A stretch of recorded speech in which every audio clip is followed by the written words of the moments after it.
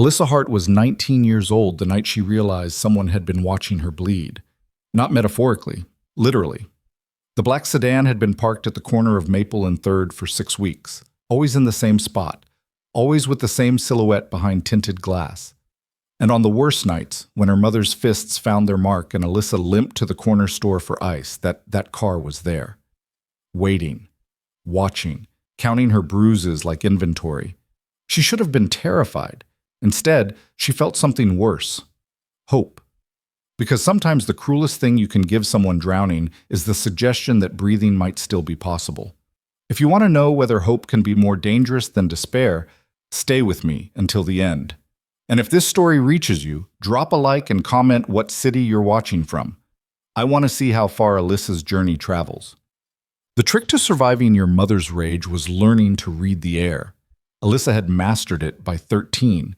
She could taste the shift in atmospheric pressure when her mother, Carol Hart, transitioned from functional alcoholic to something feral and unhinged. It started with the particular way Carol set down her glass. Not placed, but released, like her fingers had stopped caring whether it shattered. Then came the silence, thick and predatory, the kind that made Alyssa's lungs feel too large for her ribs. On good days, Alyssa had 30 seconds to disappear. On bad days, she had none. This was a bad day. "Where the hell is my cigarette money?" Carol's voice cut through the apartment like rusted wire, sharp enough to draw blood. She stood in the doorway of their kitchen, a generous term for the narrow space with peeling linoleum and a refrigerator that hummed like it was dying. Her hair hung in greasy strands around a face that might have been pretty once, before the liquor carved it into something mean. Alyssa kept her eyes on the dishes she was washing, her hands submerged in water that had gone lukewarm. "I put $20 on the counter this morning." "Don't lie to me." Carol's voice dropped an octave, which was always worse than screaming. "I checked. There's nothing there." "I left it by the coffee maker." Alyssa's voice stayed even, neutral, the tone of someone defusing a bomb. "Maybe it fell behind." The slap came before she finished the sentence. Alyssa's head snapped sideways, her cheek exploding in heat. She gripped the edge of the sink, forcing herself not to react, not to cry out, because that would only make it worse. Pain was temporary. Her mother's fury was a flash flood, violent, destructive, but ultimately finite. If Alyssa could just wait it out, stay small, stay quiet, it would pass. It always passed. "You think I'm stupid?" Carol grabbed a fistful of Alyssa's hair, yanking her head back so they were eye to eye. Her breath reeked of bottom-shelf vodka and neglect. "You think you can steal from me and I won't notice?" "I didn't steal." Another slap, harder this time. Alyssa tasted copper. "Shut your mouth." Carol shoved her toward the wall, and Alyssa's shoulder hit the doorframe with a crack that made her vision white out for a second. "You're just like your father, a thief and a liar. You know what he did? He left, walked out the door and never looked back because he couldn't stand the sight of you." It was an old script, worn smooth by repetition. Alyssa had heard it 1,000 times. How her father abandoned them when she was 3, how Alyssa was the reason he left, how Carol sacrificed everything to raise a daughter who gave her nothing but grief. The words didn't hurt anymore. They were just noise, static in the background of a life that had never offered her anything resembling kindness. But the bruises hurt. Carol released her with a sound of disgust and staggered back toward the living room, where a half-empty bottle waited on the coffee table. "Get out of my sight." Alyssa didn't need to be told twice. She slipped into her bedroom, another generous term for a space barely large enough for a twin mattress and a broken dresser, and shut the door as quietly as possible. Her hands were shaking. She pressed them flat against her thighs and focused on breathing, counting each inhale and exhale the way a therapist had once taught her during a mandatory school counseling session. In for 4. Hold for 4. Out for 4. It didn't stop the shaking, but it kept her from screaming. She crossed to the window, a narrow rectangle that overlooked the street below. Their apartment was on the second floor of a building that had given up on maintenance decades ago. The neighborhood was the kind of place where people minded their business because asking questions was a liability. Everyone had something to hide: debts, warrants, addictions. Survival meant keeping your head down and your mouth shut. Alyssa understood that better than most. She leaned her forehead against the glass, letting the cool surface soothe the heat in her cheek. The street was nearly empty at this hour, just a few parked cars and a stray dog nosing through an overturned trash can. And there, at the corner of Maple and 3rd, was the black sedan. It had appeared 6 weeks ago. At first, Alyssa thought it was paranoia, the kind of hypervigilance that came from spending 19 years in a state of low-level terror. But the car kept showing up, same spot, same time, always in the evening when the light was fading and shadows pooled in doorways. She'd tried to get a look at the driver once, but the windows were tinted dark, impenetrable. All she could make out was a silhouette, broad-shouldered and still, watching. She should have been afraid. Any rational person would be. But Alyssa had stopped being afraid of strangers a long time ago. Strangers couldn't hurt you the way the people who were supposed to love you could. Still, the car unnerved her. She pulled away from the window and sat on the edge of her mattress, testing her shoulder gingerly. It would bruise, everything always did, but nothing felt broken. That was something. She'd learned to assess damage quickly, cataloging injuries the way other girls her age cataloged makeup tutorials or celebrity gossip. Bruised ribs, 3 days of shallow breathing, split lip, avoid smiling for a week. Black eye, sunglasses, and excuses. She was running out of excuses. Her phone buzzed on the dresser, a cheap prepaid model that barely held a charge. She picked it up and saw a text from Lena, one of the few people from high school she still talked to. "You working tomorrow?" Alyssa hesitated, then typed back, "Yeah, morning shift." She worked at a diner called Rosie's, a greasy spoon that served truckers and insomniacs and people who'd run out of better options. The pay was terrible, the customers were worse, but it was cash under the table, and the manager didn't ask questions. Alyssa had been there since she was 17, lying about her age because she needed the money, and Carol's disability checks barely covered rent. Lena's response came quickly. "Cool. Want to grab coffee after?" Alyssa stared at the message, then set the phone down without answering. She liked Lena. She was funny, loud in a way Alyssa envied, and she didn't pry. But friendship required a kind of openness Alyssa couldn't afford. If she let Lena too close, questions would follow. Questions about the bruises. Questions about why Alyssa never invited anyone over. Questions about the way she flinched when people moved too quickly. Questions Alyssa couldn't answer without breaking, so she stayed quiet. She stayed invisible. It was safer that way. The next morning, Alyssa left the apartment before her mother woke up. It was easier that way, less chance of another confrontation, another bruise to explain away. The diner was a 20-minute walk, and she used the time to practice her customer service smile, the one that said everything was fine even when it wasn't. Rosie's was packed when she arrived, the air thick with the smell of burnt coffee and frying bacon. Alyssa tied on her apron and slipped behind the counter, falling into the rhythm of taking orders and refilling mugs. It was mindless work, the kind that let her brain go quiet for a few hours. "You look like hell," Gina, the other morning waitress, said as she passed with a tray of pancakes. Alyssa forced a smile. "Didn't sleep well." Gina snorted. "Join the club." The shift passed in a blur of grease and small talk. Alyssa kept her head down, her movements efficient, her voice pleasant. She was good at this, blending in, being unremarkable. People tipped better when you didn't give them a reason to remember you. By the time her shift ended, her feet ached and her shoulder throbbed where it had hit the doorframe. She collected her cash, $43, enough for groceries and maybe bus fare, and stepped outside into the midday heat. The black sedan was parked across the street. Alyssa froze. It had never been here before, never followed her to work. Her heart kicked against her ribs, and for the first time real fear crept in. She glanced around, looking for witnesses, but the street was quiet. Just her and the car and the creeping certainty that whoever was inside knew exactly where she'd be. The driver's door opened. Alyssa's instinct was to run, but her legs wouldn't cooperate. She stood rooted to the sidewalk, watching as a man stepped out of the sedan. He was tall, mid-30s maybe, with dark hair and a face that was unsettlingly calm. He wore a black suit that looked expensive, tailored like he'd walked off a movie set and into her shabby corner of the world. He didn't approach. He just stood there, one hand resting on the open car door, his gaze fixed on her. "Alyssa Hart," he said. His voice was quiet, almost conversational, but it carried across the distance like he'd spoken directly into her ear. Her stomach dropped. "Who are you?" "My name is Dante Moretti." He said it like she should recognize it, and maybe she did. Moretti was a name that floated through the neighborhood in whispers, attached to words like connected and untouchable.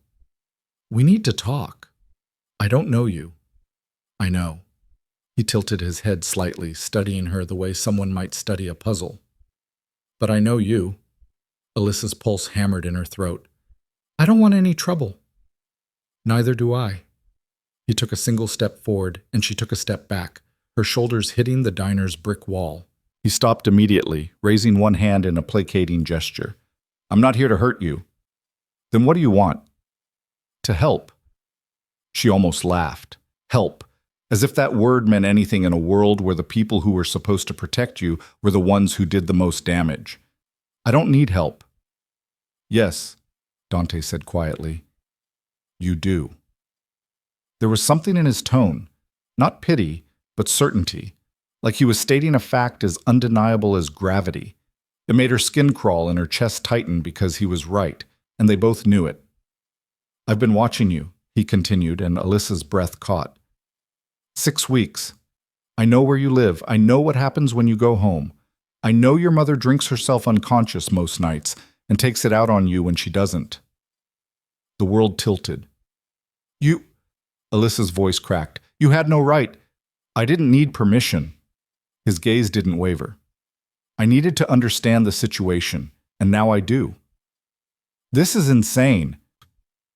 She pushed off the wall, trying to summon the anger she should feel, but all she found was exhaustion. "You're stalking me." "I'm observing." He corrected her like it mattered. "There's a difference." "Not from where I'm standing." Dante sighed, a sound almost too human for someone who'd just admitted to surveilling a stranger for over a month. "I run this neighborhood, Alyssa. Everything that happens here, I know about. And when I see someone being broken down piece by piece, I take note." "Why?" The question came out harsher than she intended. "What do you care?" For the first time, something shifted in his expression, just a flicker, too quick to name. "Because I've seen this before, and I know how it ends." Alyssa wanted to ask what he meant, but she was afraid of the answer. "I didn't ask for your help." "No," Dante agreed, "but you're going to need it." "I'm fine." "You're lying." He said it without malice, just another fact. "Your mother's escalating. The violence is getting worse. You've disappeared for days at a time. Last week you missed 3 shifts here." Alyssa's blood ran cold. He'd been watching that closely, counting her absences, tracking her pain. "It's only a matter of time before she goes too far," Dante said. "And when she does, you'll have 2 choices. Fight back and end up in a cage, or stay quiet and end up in the ground." "Stop." The word came out as a whisper. "I'm offering you a third option." She looked up at him, this stranger in an expensive suit who knew the shape of her suffering. "What option?" "Leave." It was such a simple word, so impossible. "I can't." "You can." Dante's voice was steady, unshakable. "I can get you out. Somewhere safe, somewhere she'll never find you." Alyssa's mind reeled. It sounded like a fantasy, the kind of thing desperate people told themselves to get through the night.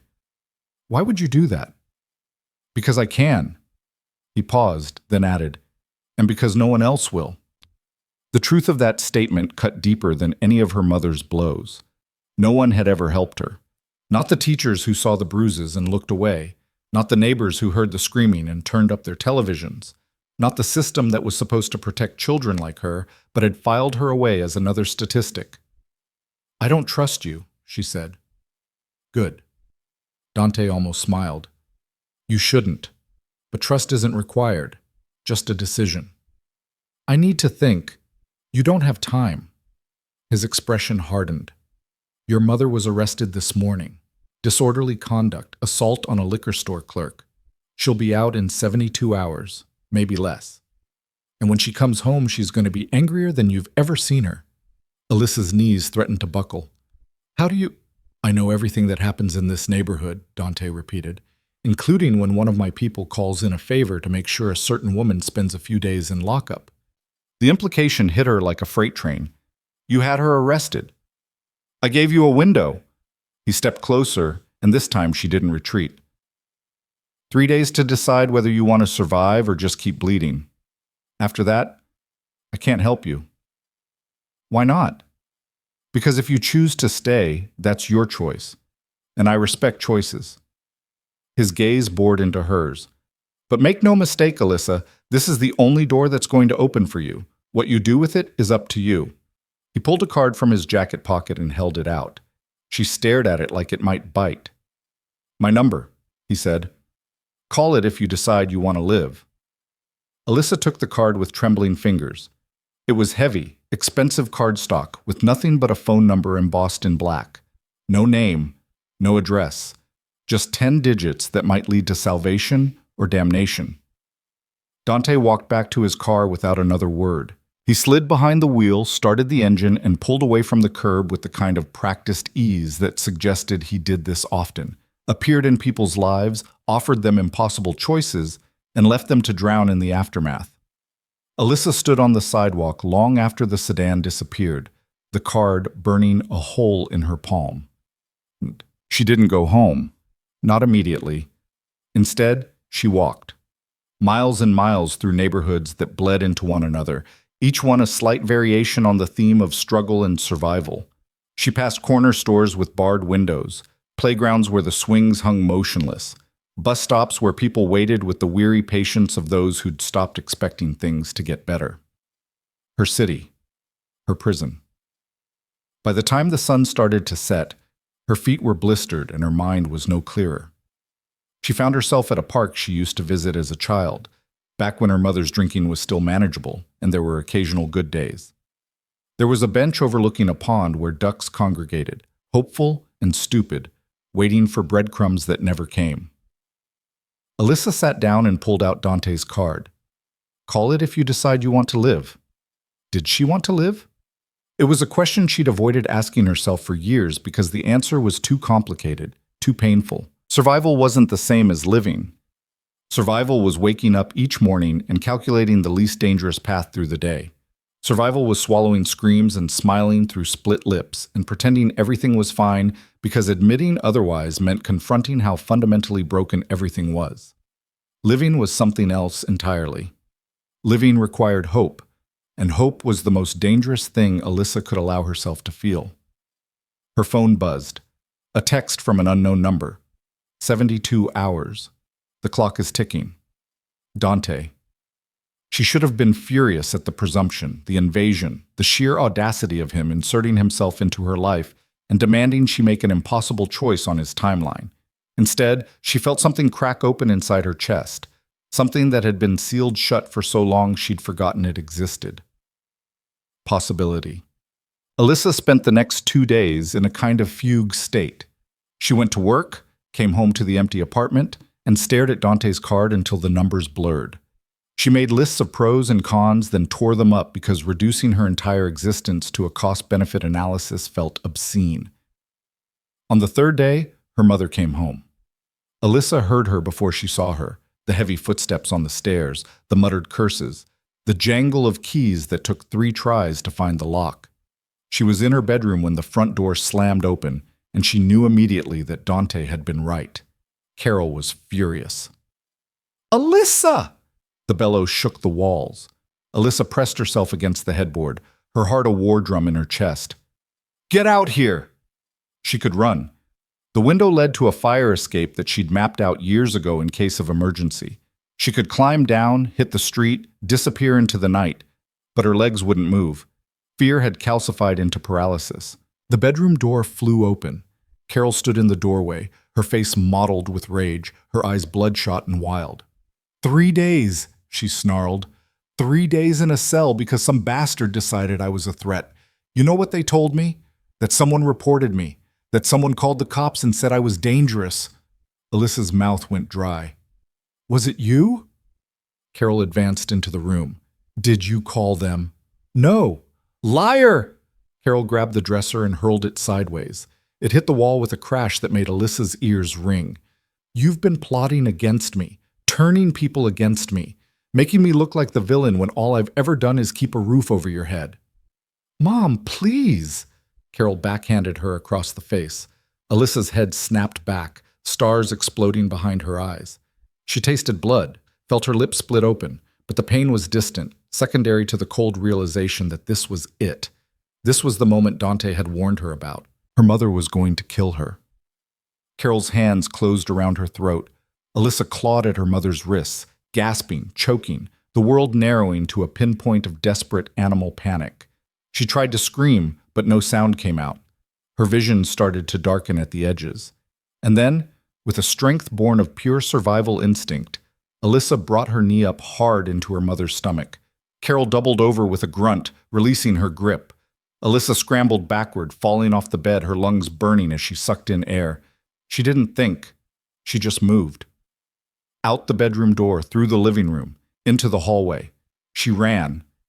Down the stairs, out the building, into the street where the night air hit her like a slap. She ran until her lungs screamed and her legs gave out, collapsing against a brick wall in an alley 3 blocks away. Her hands were shaking so badly she could barely pull out her phone. She stared at Dante's card, at the number she'd memorized without meaning to. "Call it if you decide you want to live." Alyssa dialed. It rang once. "I was beginning to think you wouldn't call." Dante's voice was calm, unsurprised, like he'd been waiting by the phone for 3 days. Her voice broke. "I need help." "Where are you?" she told him. "Stay there. I'm 10 minutes away." "Dante." "Yes?" Alyssa closed her eyes, feeling tears she'd been holding back for 19 years finally spill over.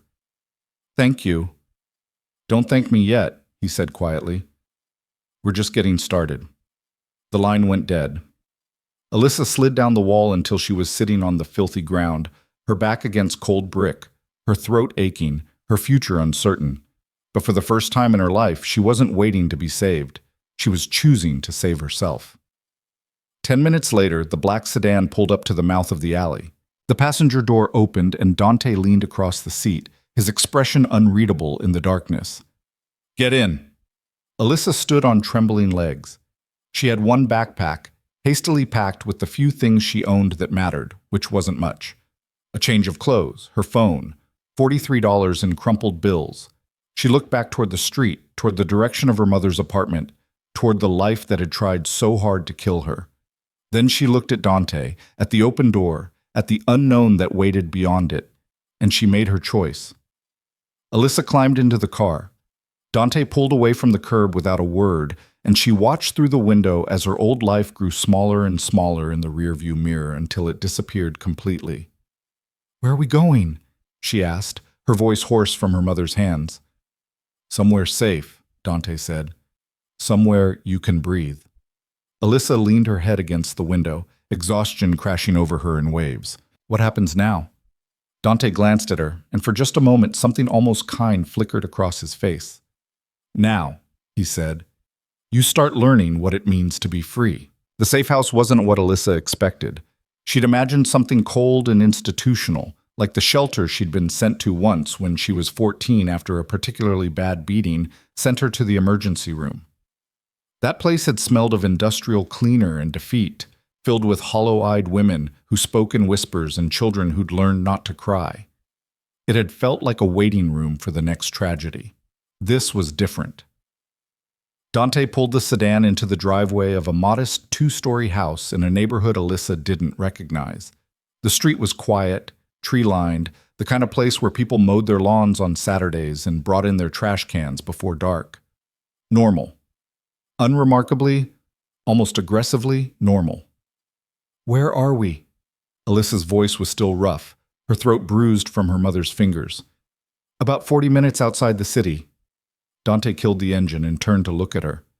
"Far enough that she won't think to look here. Close enough that you're not completely isolated." Alyssa stared at the house. Light glowed behind curtained windows. Someone was inside waiting. "Who else knows about this?" "Only the people who need to." Dante opened his door. "Come on." She followed him up the front walk, her backpack slung over one shoulder, her body moving on autopilot. Everything felt surreal, like she was watching herself from a distance. 24 hours ago, she'd been serving coffee to truckers and dodging her mother's fists. Now she was walking into a stranger's house because a crime boss had decided she was worth saving. The absurdity of it should have been funny. Instead, it was terrifying. Dante unlocked the front door and stepped aside, gesturing for her to enter first. Alyssa hesitated on the threshold, every instinct screaming that this was a trap, that nothing good came without a price, that men like Dante Moretti didn't help people out of the goodness of their hearts. "You can still leave," Dante said quietly, reading her hesitation like a book. "I'll drive you anywhere you want to go, a friend's house, a shelter, back to your apartment if that's what you choose. But if you walk through that door, you're committing to something different." "What am I committing to?" "Change." He met her eyes. And change is never easy. Alyssa thought about her mother's hands around her throat, about the metallic taste of fear that had become so familiar it was almost comforting in its predictability, about the girl she'd been 3 hours ago, the one who believed survival was the best she could hope for. She stepped through the door. The interior was warm, lived in. Comfortable furniture that had seen years of use but wasn't worn. Bookshelves lined with actual books, not just decorative spines. Photographs on the walls showing places Alyssa had never been. Beaches, mountains, cities that looked like they belonged in postcards. A woman emerged from the kitchen, wiping her hands on a towel. She was in her 50s, stocky and solid, with steel gray hair pulled back in a practical bun and eyes that had seen too much to be shocked by anything. She looked at Alyssa the way a doctor might assess a patient, clinically, thoroughly, without judgment. "This is Rosa Vale," Dante said. "She's going to be staying here with you." Rosa nodded once. "You hungry?" The question was so unexpected, so mundane, that Alyssa almost laughed. I don't know." "That means yes." Rosa turned back toward the kitchen. "I made soup. Sit." It wasn't a suggestion. Alyssa found herself following Rosa into a kitchen that smelled like garlic and herbs, things that spoke of care and time and attention. Rosa ladled thick vegetable soup into a bowl and set it on the table along with a hunk of crusty bread. "Eat," Rosa commanded, settling into the chair across from her. Dante leaned against the doorframe, watching. Alyssa picked up the spoon with hands that still trembled and brought it to her lips.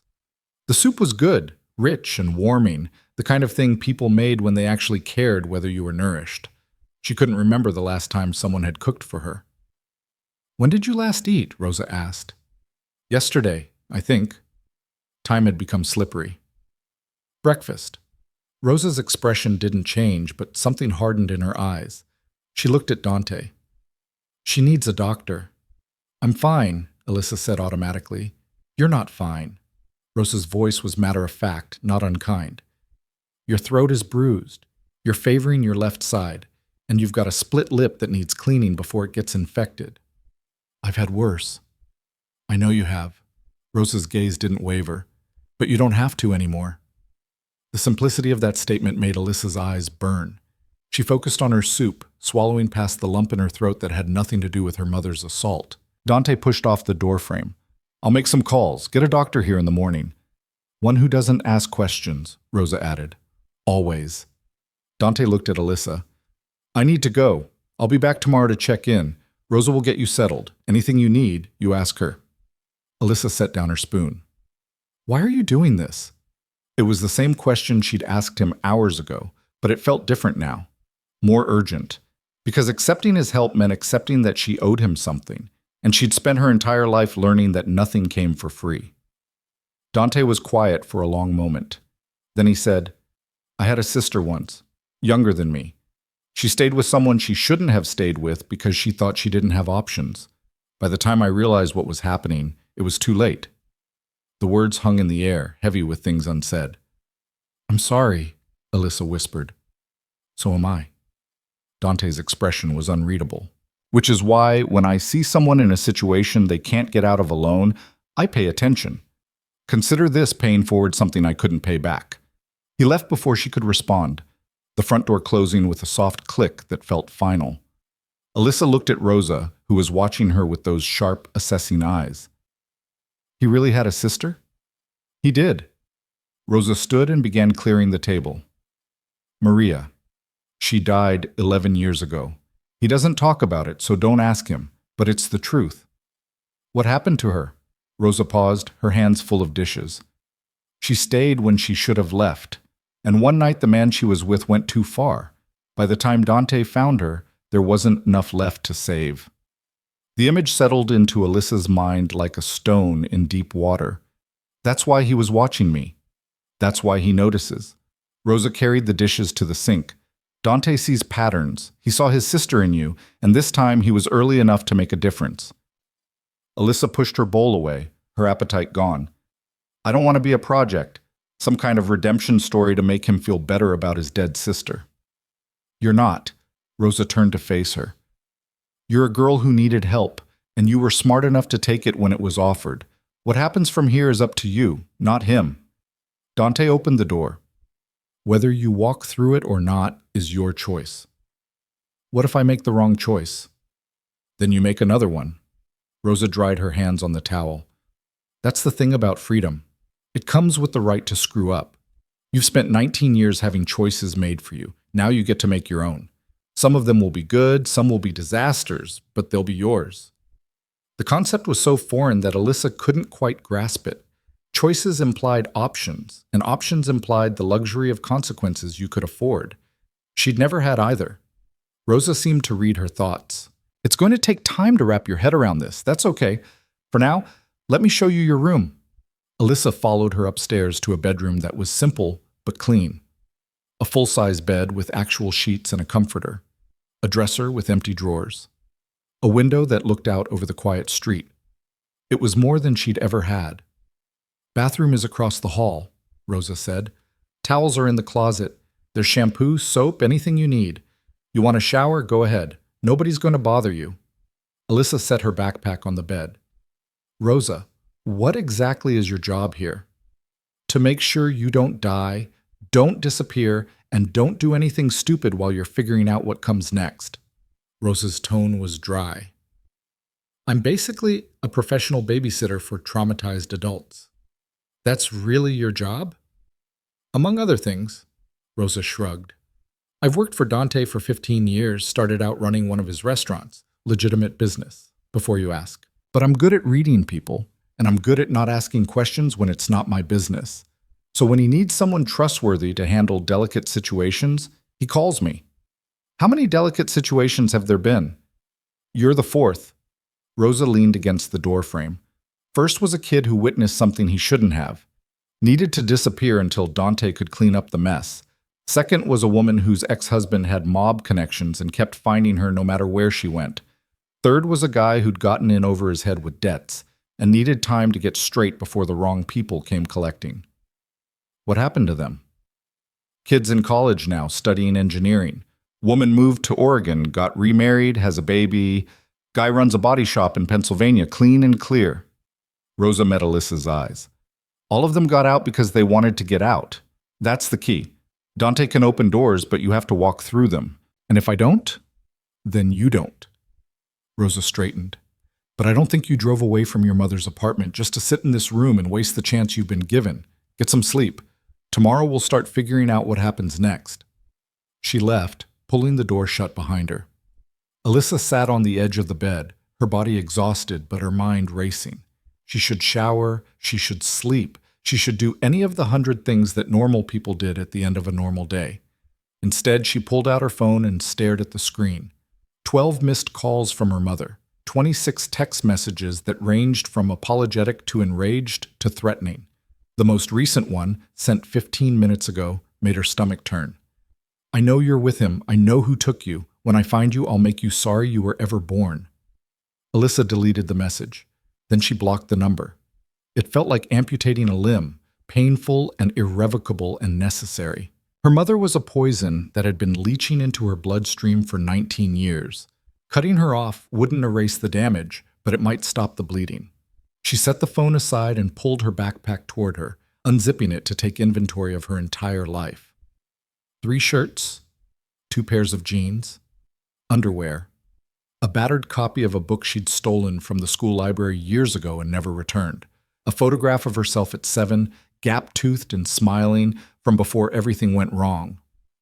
$43. That was it. That was everything she owned. Alyssa pulled out the photograph and studied the child she'd been. That girl had no idea what was coming. She still believed in good things, still trusted that the world would be kind if she was kind back. She'd been wrong. Alyssa tucked the photo back into the bag and zipped it shut. Then she did what Rosa had suggested. She showered, standing under water hot enough to scald, washing away the day's terror and her mother's touch and the smell of the diner and the alley and everything that had come before. She scrubbed until her skin was red and raw, until she felt cleaner, if not clean. When she finally climbed into bed, wrapped in towels because she hadn't thought to bring pajamas, the sheets felt impossibly soft against her skin. She turned off the light and lay in the darkness, listening to the unfamiliar sounds of a house that wasn't trying to hurt her. Somewhere downstairs, Rosa moved through rooms, securing locks and checking windows. Outside, the neighborhood was silent, and for the first time in as long as she could remember, Alyssa fell asleep without wondering if she'd wake up to pain. She woke to sunlight streaming through unfamiliar windows and the smell of coffee drifting up from downstairs. For a disorienting moment, she couldn't remember where she was. Then it came back in a rush. Her mother's attack, the phone call, Dante's car, this house. Freedom, or something like it. Alyssa dressed in yesterday's clothes and ventured downstairs to find Rosa in the kitchen, making eggs. "Coffee's on the counter. Help yourself." "Thanks." Alyssa poured a cup and added sugar she found in a container that actually had a lid. Small luxuries. "What time is it?" "Almost 9. Doctor's coming at 10. "I told you, I'm fine." Rosa flipped the eggs with practiced efficiency. "And I told you that you're not. We're getting you checked out, documented, and treated. Non-negotiable." "Why documented?" "Because if your mother tries anything legal, files a missing person report, claims you were kidnapped, whatever, we need evidence of what she did to you, photos, medical records, your testimony." Rosa slid eggs onto 2 plates and brought them to the table. "Eat." Alyssa sat, her mind spinning. "You've thought this through." "Dante's thought it through. I'm just executing the plan." Rosa settled across from her with her own plate.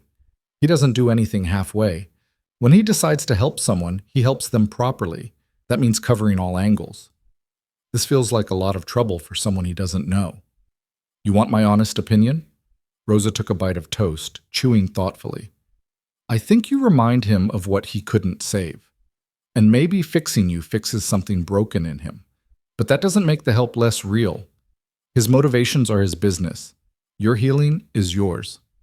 Alyssa picked at her eggs. "What if I don't know how to heal?" "Nobody knows how. You just do it one day at a time until it hurts less." Rosa's voice was gentler than Alyssa had heard it. "You think you're the first person to sit at this table and wonder if they're worth saving? The kid I told you about, the one who witnessed something. He spent the first week locked in his room, convinced we were going to kill him. The woman with the ex-husband didn't speak for 3 days straight. Fear makes people do strange things." "What did I do?" "You showed up. You made a choice to survive. That's further than most people get." Rosa reached across the table and tapped Alyssa's hand once, a brief contact that felt more supportive than 1,000 empty platitudes.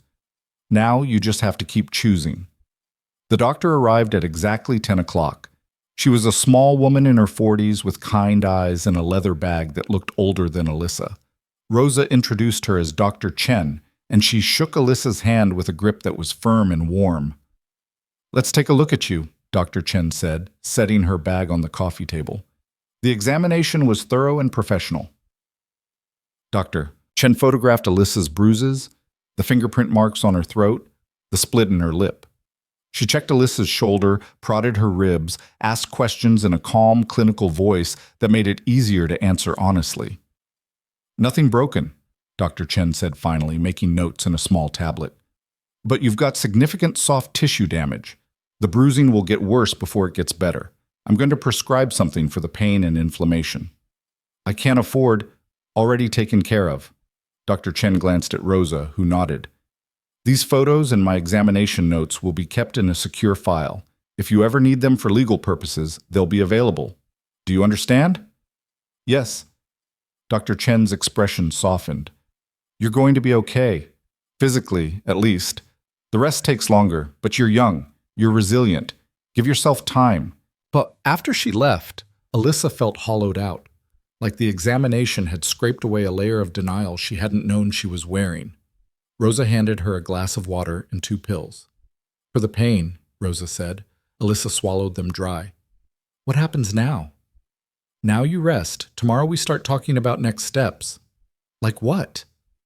Like getting you identification that's actually useful, making sure you're legally in the system as an adult with agency, setting up a bank account, getting you enrolled in a GED program if you want it. Rosa ticked items off on her fingers. Basic building blocks.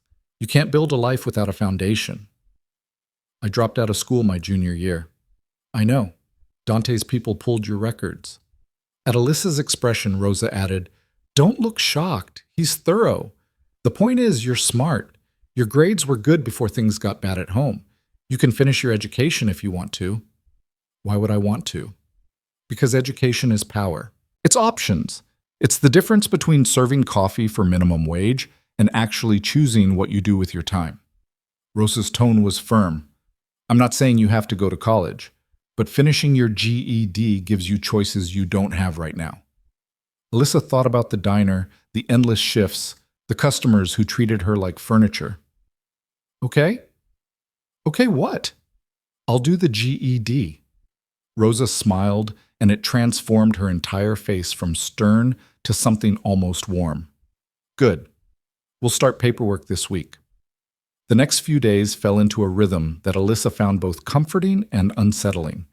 Rosa was consistent, showing up at the same time each morning with groceries and supplies.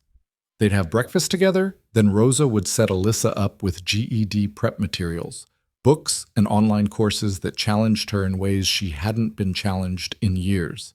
It was harder than she expected, not the material itself, but the act of focusing. Her mind kept wandering to her mother, to what Carol was doing, whether she was looking for Alyssa or had already moved on to the next bottle. The wondering felt like a physical itch she couldn't scratch. On the 4th day, Dante returned. Alyssa was working through a math problem when she heard the front door open. She looked up to see him standing in the living room doorway, as composed and unreadable as ever. How are you settling in? He asked. Fine. Alyssa set down her pencil. Thank you for all of this. Don't thank me yet. Dante moved into the room, taking a seat in the armchair across from her. We need to talk about what happens next. Rosa said something about paperwork. There's that. But there's also the bigger picture. Dante leaned forward, elbows on his knees. You can't stay here forever. This is a safe house, not a permanent residence. Eventually, you'll need to move on. Alyssa's stomach dropped. How long do I have? As long as it takes for you to be ready. Could be months, could be a year. But the goal is to get you stable and independent. He paused. Which means we need to talk about what you want. I don't understand. What do you want your life to look like? Dante asked. A year from now, 5 years from now. What are you working toward? The question was so enormous that Alyssa couldn't begin to answer it. She'd spent her entire life just trying to survive the day in front of her. Planning for a future felt like a luxury she couldn't afford. I don't know, she admitted. That's fair. You've never had the space to think about it. Dante pulled out a tablet and tapped a few keys. So let's start smaller. I'm offering you 3 paths. You don't have to choose today, but you need to choose soon. He turned the tablet so she could see the screen. It was divided into 3 columns, each with bullet points and details. Path 1, Dante said, pointing to the first column. I sponsor you for college. You finish your GED, apply to a state school, and I cover tuition, housing, and living expenses for 4 years. In exchange, you work part-time for one of my legitimate businesses. Nothing illegal, just honest work to keep you grounded. After graduation, you're on your own. Alyssa stared at the words.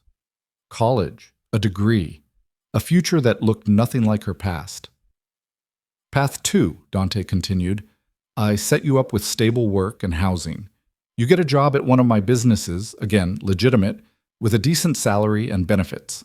I help you get an apartment, furnish it, make sure you're financially stable. You work for me for 2 years, save money, learn skills, then you're free to go wherever you want. And path 3? Path 3 is longer. You spend a year in a vocational training program, your choice of field, nursing, IT, mechanics, whatever interests you. I cover the costs and provide a stipend so you can focus on learning. After you're certified, I help you find placement in your field. You work for 3 years to establish yourself, then you're free. Alyssa looked at all 3 columns, her mind reeling. You'd really do any of these? I'm offering. Whether you take the offer is up to you. Dante pulled the tablet back. But I need to be clear about something. None of these paths come with strings. You won't owe me. You won't be in debt to me. And if at any point you decide you want to walk away, you can. I'm not your father, your boss, or your owner. I'm just someone who's giving you a chance. Why no strings? Because strings are just another kind of chain. Dante's expression was serious. I'm not helping you escape one prison just to lock you in another. You deserve the opportunity to build a life that's entirely yours. Alyssa felt tears prick her eyes. I don't know how to choose. Then take time to figure it out. Dante stood. Rosa will help you research the options. Talk to her. Think about what kind of life you want to build. When you're ready, let me know. He moved toward the door, then paused. Alyssa, one more thing. Yes? Your mother filed a missing person report yesterday. The police came to see me this morning. Alyssa's blood went cold. What did you tell them? That I had no knowledge of your whereabouts, which is technically true. I know where you are, but I don't have knowledge I'm willing to share. His tone was dry. They didn't press it. Your mother has a record. Multiple arrests for assault, drunk and disorderly, disturbing the peace. They're not invested in finding you. So I'm safe. For now. But you should know she's looking. She went to your work, your old school, anywhere she thinks you might turn up. Dante's gaze held hers. If you're going to build a new life, you need to commit to it. That means cutting ties completely. No contact, no checking in, no leaving doors open for her to walk back through. I already blocked her number. Good, keep it that way. Dante pulled a phone from his pocket and handed it to her. New phone, new number, registered under an alias. Only Rosa and I have the number. Use it for everything moving forward. Alyssa took the phone, feeling the weight of what it represented. A new identity. A clean break. Thank you. Stop thanking me, Dante said, but there was no heat in it. Just make something of the chance you've been given. After he left, Alyssa sat alone in the quiet house, holding the new phone and thinking about paths, about choices, about the terrifying freedom of deciding who she wanted to become. Rosa found her there an hour later, still staring at the device like it might have answers written on its screen. You okay? Rosa asked. I think so. Alyssa looked up. He gave me options. I know. He told me he would. Rosa sat down beside her. You leaning toward any of them? College, maybe, but I'm scared I'm not smart enough. You're plenty smart. You're just undereducated. There's a difference. Rosa's tone was matter of fact. Besides, scared is good. Scared means you care about the outcome. What if I fail? Then you fail, and you try again. Rosa shrugged. The only real failure is not trying at all. Alyssa turned the phone over in her hands. Can I ask you something? Shoot. Why does Dante do this? Really? It can't just be about his sister. Rosa was quiet for a moment, considering. I think it's about control. Not over you, over the chaos. Dante's world is violent and unpredictable. He can't save everyone. Hell, he can't save most people. But every now and then he finds someone he can help, and for a minute he gets to control the outcome. He gets to make something turn out right. So I'm his redemption project. You're a person who needed help, and he had the resources to provide it. Does his motivation really matter if the result is you getting a real shot at life? Rosa stood, brushing invisible dust from her pants.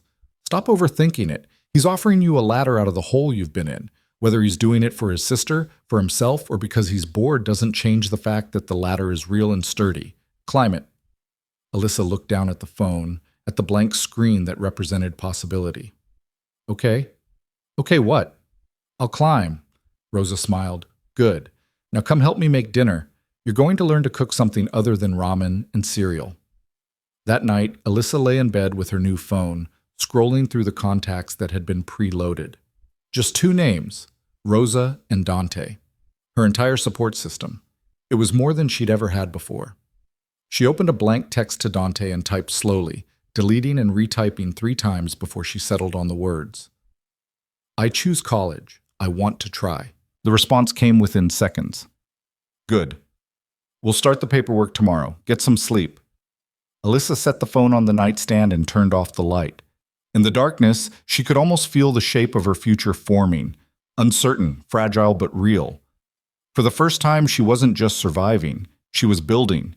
And that made all the difference. The paperwork came in waves, each form a small declaration of existence that Alyssa had never possessed before.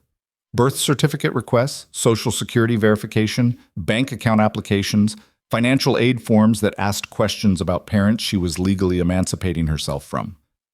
Rosa guided her through each document with patient efficiency, explaining terms Alyssa had never encountered and translating bureaucratic language into something resembling sense. This one's your FAFSA, Rosa said, sliding another packet across the kitchen table. Federal student aid. Since you're estranged from your mother and can document abuse, you can file as an independent. Means you'll qualify for maximum aid. Alyssa stared at the form, at the boxes asking about household income and family size and dependency status. It feels like lying. It's not lying, it's documenting your reality. Rosa tapped the section about special circumstances. You're 19, you have no parental support, and you're supporting yourself. That's the definition of independent. But I'm not supporting myself. Dante is. Temporarily, and his support doesn't count because it's not parental or spousal. Look, the system isn't designed for people like you, people who've had to raise themselves. So we work within the system's definitions to get you what you need. Rosa's voice was firm. You're not cheating anyone. You're using the resources that exist for exactly your situation. Alyssa signed her name at the bottom of the form, the letters looking foreign in her own handwriting. She'd signed her name 1,000 times before, but never on documents that mattered. Never on papers that said she was a real person with agency and rights and a future. The GED prep consumed her days. Rosa had set up a schedule that was structured but not suffocating. 4 hours of study in the morning, lunch, 2 more hours in the afternoon, then free time to decompress. The material was challenging in ways that had nothing to do with difficulty and everything to do with gaps. Alyssa had missed 2 years of formal education, and those missing pieces created holes in her knowledge that she had to work around. Math was hardest. She could handle basic algebra, but the moment equations involved multiple variables or complex fractions, her brain stuttered. She'd spend an hour on a single problem, working through it methodically until the answer revealed itself, only to find the next problem equally impenetrable. I'm too stupid for this, she said one afternoon, shoving her workbook away in frustration. Rosa looked up from the grocery list she was making. You're not stupid. You're underprepared. There's a difference. Feels the same. It's not. Rosa set down her pen. Her stupid means you can't learn. Underprepared means nobody taught you. One is permanent, the other is fixable. You're fixing it. It's taking forever. You've been at this for 3 weeks.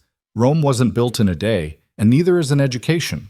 Rosa's tone was practical, unsympathetic in a way that was somehow more helpful than empty encouragement. You want to go to college? You need to pass the GED. You want to pass the GED? You need to do the work. So do the work. Alyssa pulled the workbook back and started the problem again. The following week, Dante arranged for a tutor. His name was Marcus Webb, a retired high school math teacher with white hair and infinite patience. He came to the house 3 times a week, sitting across from Alyssa at the kitchen table and breaking down problems into digestible pieces. Math is a language, Marcus said during their first session. And like any language, it has rules. Once you understand the grammar, the rest is just vocabulary. He was right. Under his guidance, the problems started making sense. Variables became placeholders instead of mysteries. Equations became puzzles with logical solutions. Alyssa's confidence grew incrementally, one solved problem at a time. By the end of the 2nd month, she was sleeping through the night without nightmares. It was such a small thing, so easy to overlook, but Rosa noticed. You look better, Rosa said one morning over coffee. I feel better. Alyssa realized it was true. The constant tension she'd carried in her shoulders had eased. Her jaw didn't ache from clenching anymore. She could take deep breaths without her ribs protesting. I didn't think I would. Trauma leaves when you stop feeding it. Rosa doctored her coffee with cream and sugar. You were surviving on adrenaline and fear for so long your body thought that was normal. Now that you're safe, it's remembering what normal actually feels like. What if my mother finds me? It was the question that haunted Alyssa's quiet moments, the fear that lurked beneath her growing sense of security. Carol had always found her before, no matter where she hid in their small apartment or how quietly she moved. The idea that geographic distance and Dante's protection could actually keep her safe felt too good to be true. Rosa's expression was serious. If she finds you, and that's a big if, Dante will handle it. How? That's not something you need to know the details of. Rosa met her eyes. But you need to trust that he has the resources and the will to keep you protected. He didn't go to all this trouble just to let your mother drag you back into hell. People keep telling me to trust him. Because he's trustworthy, at least where you're concerned. Rosa paused. Look, I'm not going to pretend Dante's a saint. His business isn't all legitimate fronts and charitable donations. He operates in gray areas, and sometimes those areas get pretty dark. But he keeps his word, and he gave you his word that you'd be safe. Alyssa wanted to ask what those gray areas looked like, what Dante actually did when he wasn't opening doors for broken girls, but part of her didn't want to know. It was easier to accept help when you didn't have to think too hard about where the money came from or what kind of power backed up promises of safety. 3 months into her stay at the safe house, Alyssa took the GED practice test Marcus had prepared. She sat at the kitchen table for 4 hours, working through reading comprehension and essay questions and math problems that would have defeated her 2 months ago. When she finished, Marcus collected the papers with a neutral expression that gave nothing away. I'll grade these tonight, he said. We'll go over the results tomorrow. That night, Alyssa couldn't sleep. She lay in bed, staring at the ceiling, convinced she'd failed, that all the studying and effort had been wasted because she was fundamentally too broken to succeed at anything. The thoughts spiraled, familiar and vicious, the same inner voice that had told her for years that she was worthless, stupid, unwanted.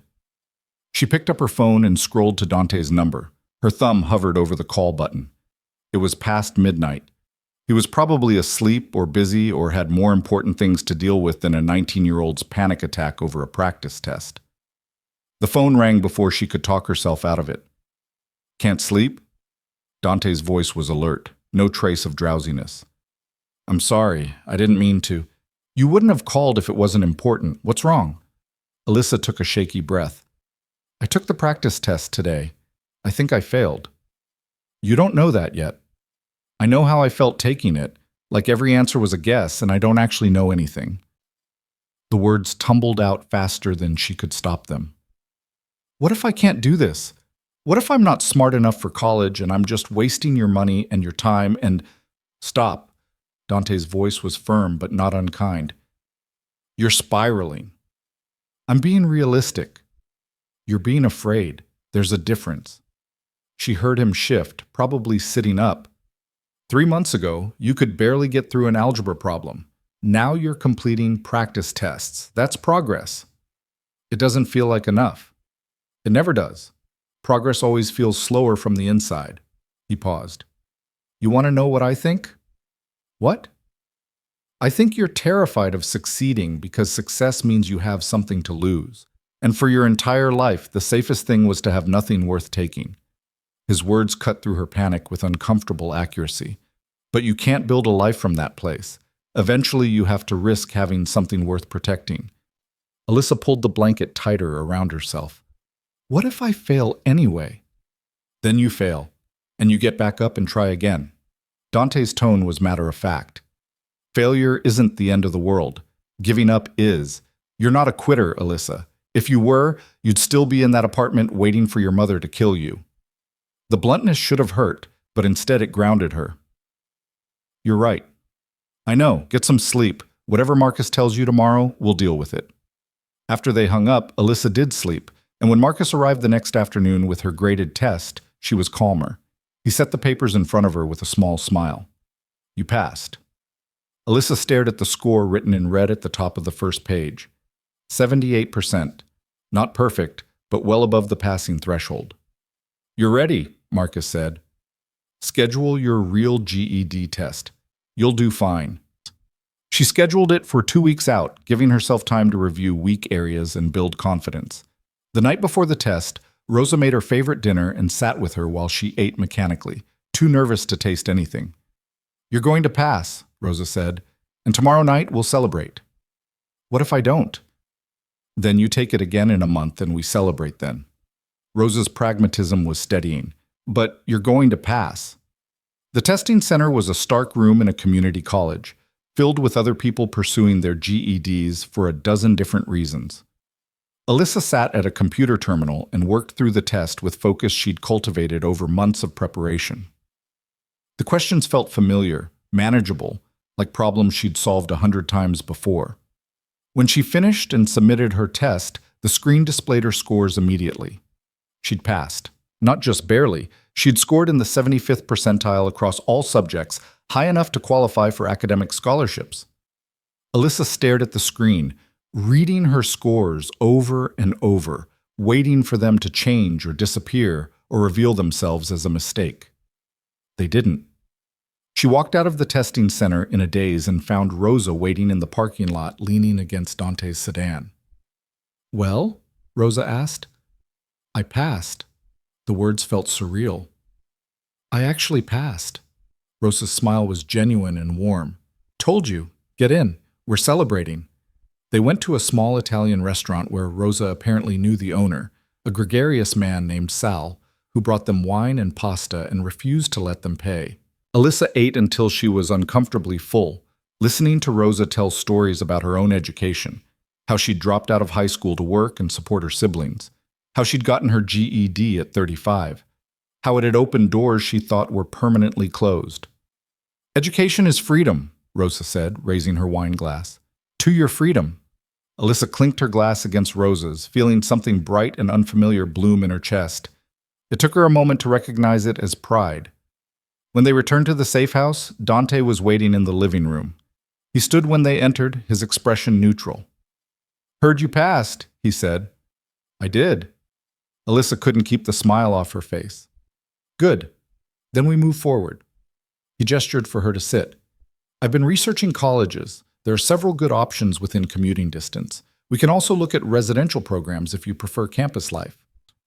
Over the next hour, Dante walked her through options with the same thorough efficiency he brought to everything. State schools with strong social work programs, scholarships and grants she qualified for, housing arrangements both on and off campus. He'd done extensive research, compiling information about class sizes and faculty credentials and graduation rates like he was preparing a business proposal. "You don't have to decide tonight," Dante said, sliding a folder across the coffee table. "Review the materials. Visit campuses if you want. Figure out what feels right." Alyssa opened the folder, looking at glossy brochures and printed websites. "Why social work?" "Because you mentioned once that you wanted to help kids like you used to be." Dante leaned back in his chair. Social work seemed like a logical path for that goal. But if you want something different, we can look at other programs. She had mentioned that months ago in passing to Rosa, not realizing the comment would be remembered and acted on. The fact that Dante had been paying attention, that he'd tailored his research to her half-formed dreams, made her throat tight. "Social work is good," she managed. "It's what I want." "Then that's what we'll pursue." Dante stood. "Applications are due in 3 months. Rosa will help you with essays and recommendations. I've already secured letters from Marcus and Dr. Chen. You'll need one more from someone who knows you in a different capacity." "Who?" "That's up to you. Think about it." He moved toward the door, then paused. "Alyssa, you should be proud of yourself. You've come a long way in a short time." After he left, Alyssa sat alone with the folder, paging through descriptions of campus life and course catalogs. Everything felt simultaneously real and impossible, like she was reading about someone else's future. "It's a lot to process," Rosa said from the doorway. "It's everything I never thought I could have." "You're allowed to have it now." Rosa came to sit beside her. The hard part is believing you deserve it. Over the following weeks, Alyssa threw herself into college applications with the same intensity she'd brought to GED prep. She wrote and rewrote her personal essay, struggling to find the balance between honest and overwrought. Rosa read draft after draft, offering feedback that was both encouraging and ruthlessly practical. "This paragraph is too self-pitying," Rosa said, crossing out 3 sentences with a red pen. "You're not asking for sympathy, you're demonstrating resilience." "But my life was hard." "Everyone's life is hard. What matters is what you did with it." Rosa tapped the paper. "Focus on the action, not the suffering. Show them you're a fighter, not a victim." The final essay was spare and honest, detailing her path from dropout to GED without dwelling on the abuse that had derailed her education. She wrote about choosing to leave, about the work of rebuilding, about wanting to create pathways for other kids trapped in situations they couldn't escape alone. When she submitted it, she felt the same surreal detachment she'd experienced at the testing center, like she was watching herself do something impossible. Acceptance letters started arriving in February. The first came from a state school 40 minutes away, a mid-sized university with a respected social work program. Alyssa opened the envelope with shaking hands and read the word "congratulations" 3 times before it sank in. She'd been accepted. Rosa found her crying in the kitchen, the letter clutched in her fist. "Happy tears or sad tears?" Rosa asked. "I don't know." Alyssa wiped her eyes. "I got in." "Of course you did." Rosa pulled her into a hug, brief but solid. "You worked your ass off. You earned this." 2 more acceptances followed, each one feeling less surreal than the last. By March, Alyssa had her choice of 3 schools, all with financial aid packages that covered tuition and most living expenses. She visited each campus, walking through buildings and sitting in on classes, trying to imagine herself in those spaces. She chose the first school, the one 40 minutes away. It felt manageable, close enough to maintain connection with Rosa and Dante, but far enough to feel like independence. The social work program had strong placement rates, and the campus had resources for non-traditional students, people like her who'd taken unconventional paths to higher education. "You're sure?" Dante asked when she told him her decision. "I'm sure." "Then we'll make it happen." He was already pulling up housing options on his tablet. "You'll need an apartment near campus, furnished, safe neighborhood, easy access to public transit." Over the next month, Dante and Rosa helped her secure a studio apartment in a building popular with graduate students. It was small but clean, with a kitchenette and a bathroom and a window that looked out over a tree-lined street. Dante arranged for furniture, basic but comfortable, and Rosa helped her stock the kitchen with essentials. The night before she moved in, Alyssa lay in bed at the safe house for the last time, thinking about how far she'd traveled in 8 months. From her mother's apartment to this room, from terror to something approaching peace. It didn't feel real.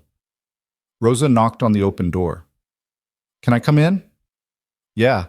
Rosa sat on the edge of the bed, her expression more serious than usual. "You ready for tomorrow?" "I think so. Maybe. I don't know." Alyssa sat up, pulling her knees to her chest. "What if I can't do this alone?" "You're not alone. You've got my number, Dante's number, Marcus if you need tutoring help. You've got a support system." Rosa paused. "But you need to learn to stand on your own eventually. That's the whole point of this. What if I fall? Then you call us and we help you back up." "But Alyssa?" Rosa met her eyes. "You're stronger than you think. You've already survived the worst thing that could happen to you. College is going to be hard, but it's not going to be your mother's fists. You can handle hard." The next morning, Dante drove her to her new apartment while Rosa followed with a car full of supplies. They helped her unpack, stocking shelves and setting up furniture and making the space livable. When everything was done, Dante handed her an envelope. "What's this?" "First month's expenses, food, utilities, transit pass, books." He set the envelope on the counter. "After this, you're on a budget. Your financial aid will cover basics, and you'll get a monthly stipend for living expenses. It's enough if you're careful." "I'm good at careful." "I know." Dante looked around the small studio. "This is yours. Your space, your life, your choices. We'll check in regularly, but we're not managing you. Understand?" Alyssa nodded, feeling the weight of what he was saying. Thank you for everything. Make it count. He moved toward the door, then stopped. One more thing. Your mother's been quiet lately. Too quiet. If you see her, if she contacts you, you call me immediately. Don't engage. Don't try to handle it yourself. Just call. The reminder sent ice through her veins, but she forced herself to nod. I will. After they left, Alyssa stood in the center of her apartment, listening to the unfamiliar sounds of the building. Footsteps above her, voices in the hallway, traffic from the street below. Normal sounds from a normal life. Her life.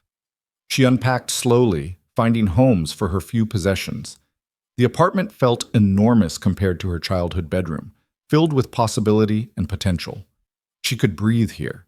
She could think. She could become someone new. That night, she cooked her first meal in her own kitchen, pasta with jarred sauce, nothing fancy, but it was hers. She ate sitting on the floor because she didn't have a table yet, looking out the window at the darkening sky. Her phone buzzed with a text from Rosa. You good? Alyssa smiled and typed back. I'm good. Classes started the following week. Alyssa walked onto campus, feeling like an imposter, convinced everyone could see through her to the broken girl beneath. But no one looked at her twice. She was just another student, anonymous in her normalcy. Her first class was Introduction to Social Work, taught by a professor with gray hair and kind eyes who spoke about the profession with passion and pragmatism. Alyssa sat in the back row taking notes furiously, absorbing everything like she was making up for lost time. After class, a girl approached her. Hey, I'm Maya. You look like you're taking this seriously. I am. Alyssa hesitated. I'm Alyssa. Want to grab coffee? I usually study better with someone to bounce ideas off. It was such a normal question, the kind of interaction Alyssa had avoided her entire life. But this was different. This was her new life, and new lives required new choices. Yeah, Alyssa said. Coffee sounds good. They went to a campus cafe and talked about the class, about their majors, about why they'd chosen social work. Maya was 21, passionate about child welfare, working her way through school while supporting a younger brother. Her story wasn't the same as Alyssa's, but it rhymed: struggle, survival, determination to make something better. Why social work? Maya asked. Alyssa thought carefully before answering. I want to help kids who don't have anyone else, the ones who fall through the cracks. Personal experience? Something like that. Maya nodded, not pushing for details. Well, if you ever want to study together, I'm around. It's brutal doing this alone. I'd like that. Over the following weeks, Alyssa fell into a rhythm that felt both exhausting and exhilarating. Classes filled her mornings and early afternoons. Homework consumed her evenings. She studied in the library, in coffee shops, in her tiny apartment with textbooks spread across the floor. The material was challenging but compelling, introducing her to frameworks for understanding trauma and systems and intervention strategies. She learned about mandatory reporting and family preservation and the delicate balance between protecting children and preserving family units. She learned about the bureaucracy that had failed her, the underfunded system stretched too thin to catch every falling child. She learned that her experience wasn't unique, that thousands of kids grew up in homes that should have protected them, but didn't. The knowledge was both validating and infuriating. Maya became her first real friend. They studied together several times a week, quizzing each other on terminology and case examples. Maya had an easy warmth that made friendship feel natural, and she didn't ask questions about Alyssa's past beyond what Alyssa volunteered. You're really good at this, Maya said one evening as they reviewed for their first exam. Like, you understand the dynamics in a way that feels personal. I pay attention, Alyssa said carefully. It's more than that. You see things. Maya closed her textbook. You're going to be a good social worker. The compliment settled into Alyssa's chest, warm and unfamiliar. Thanks. Mid-semester, their professor assigned a reflection paper about their motivations for entering the field. Alyssa stared at the blank document for an hour before she started typing, and once she started, the words poured out. She wrote about invisibility, about being the kid teachers looked past and neighbors ignored. She wrote about the difference between charity and dignity, about how help given with strings attached wasn't really help at all. She wrote about Dante and Rosa without naming them, about adults who'd shown her what support looked like when it came without conditions. When she submitted the paper, she felt scraped raw but lighter, like she'd set down weight she hadn't realized she'd been carrying. Her professor returned it 2 weeks later with a single comment written at the top. "This is why you're here. Keep going." Alyssa passed her first semester with a 3.7 GPA, high enough for the dean's list. When the notification arrived, she called Rosa immediately. "I made dean's list." Rosa's laugh was delighted. "Of course you did. You worked your ass off." "I didn't think I could do this." "But you did.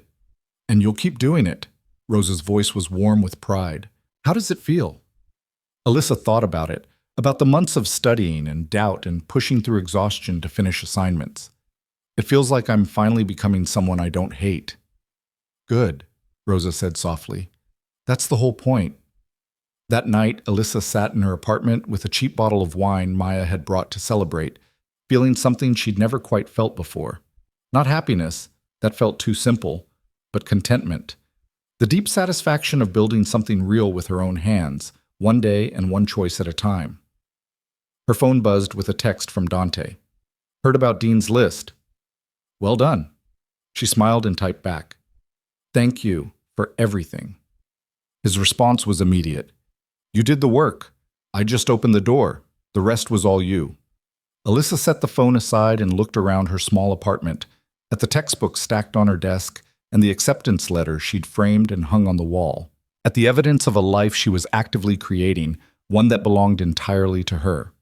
She was free, not because someone had rescued her, but because she'd chosen to save herself when rescue was offered, and that made all the difference. The second semester brought a fieldwork component that Alyssa had been both anticipating and dreading.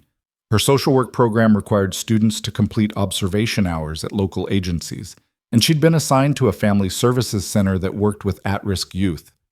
The center was located in a neighborhood that reminded her uncomfortably of where she'd grown up.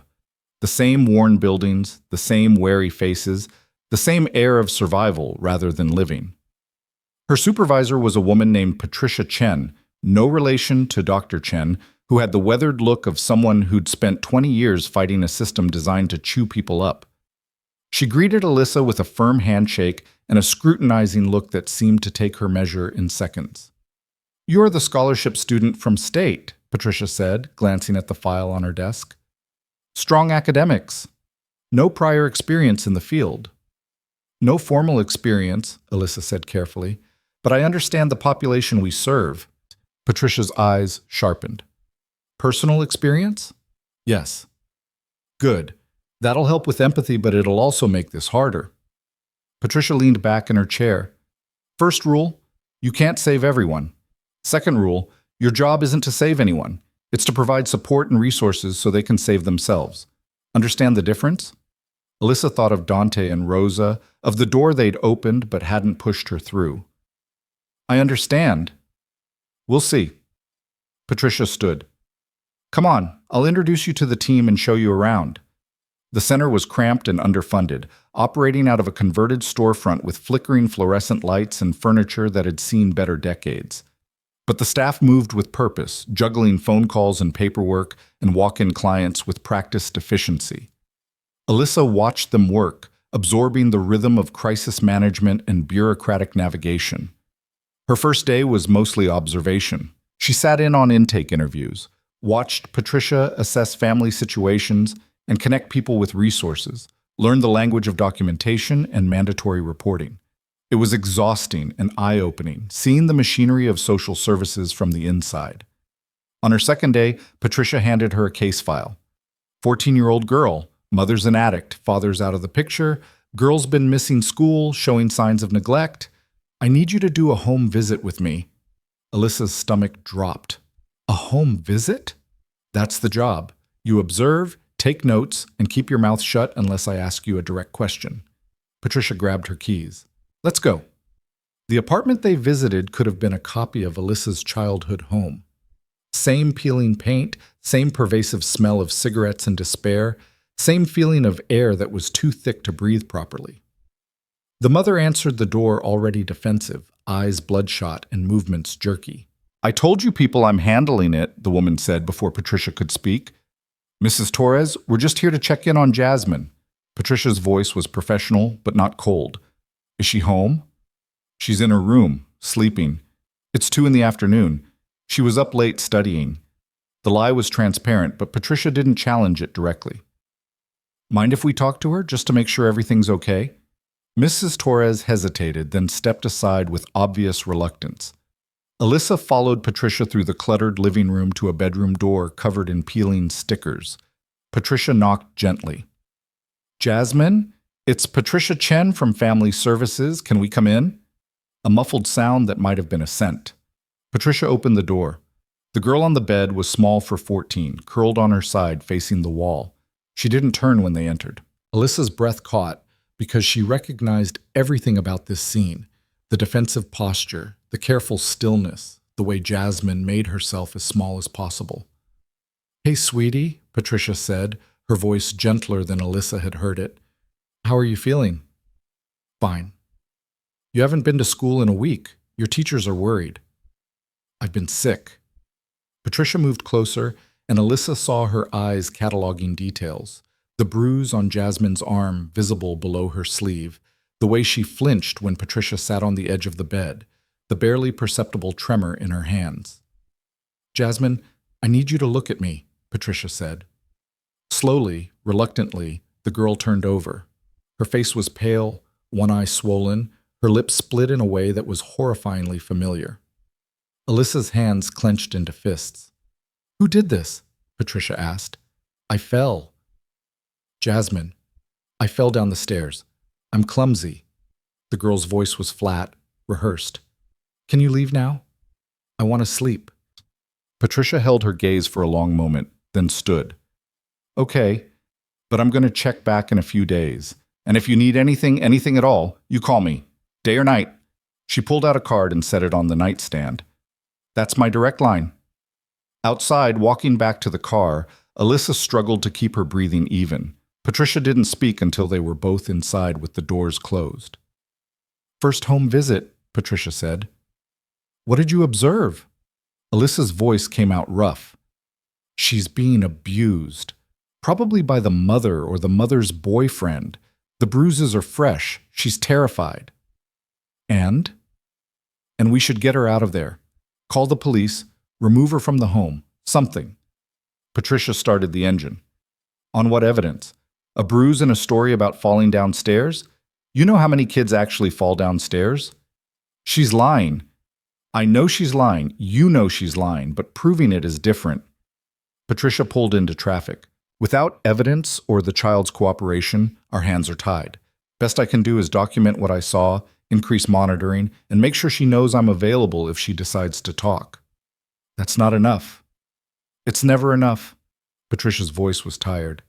But it's what we've got. You want to work in this field, you need to accept that sometimes all you can do is plant seeds and hope they grow before it's too late.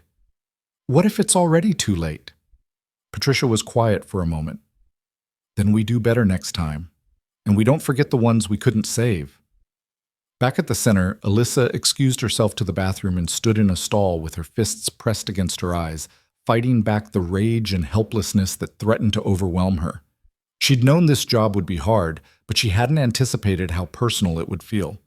Jasmine's face kept superimposing over her own memories, creating a loop of past and present that made her nauseated. When she emerged, Patricia was waiting in the hallway.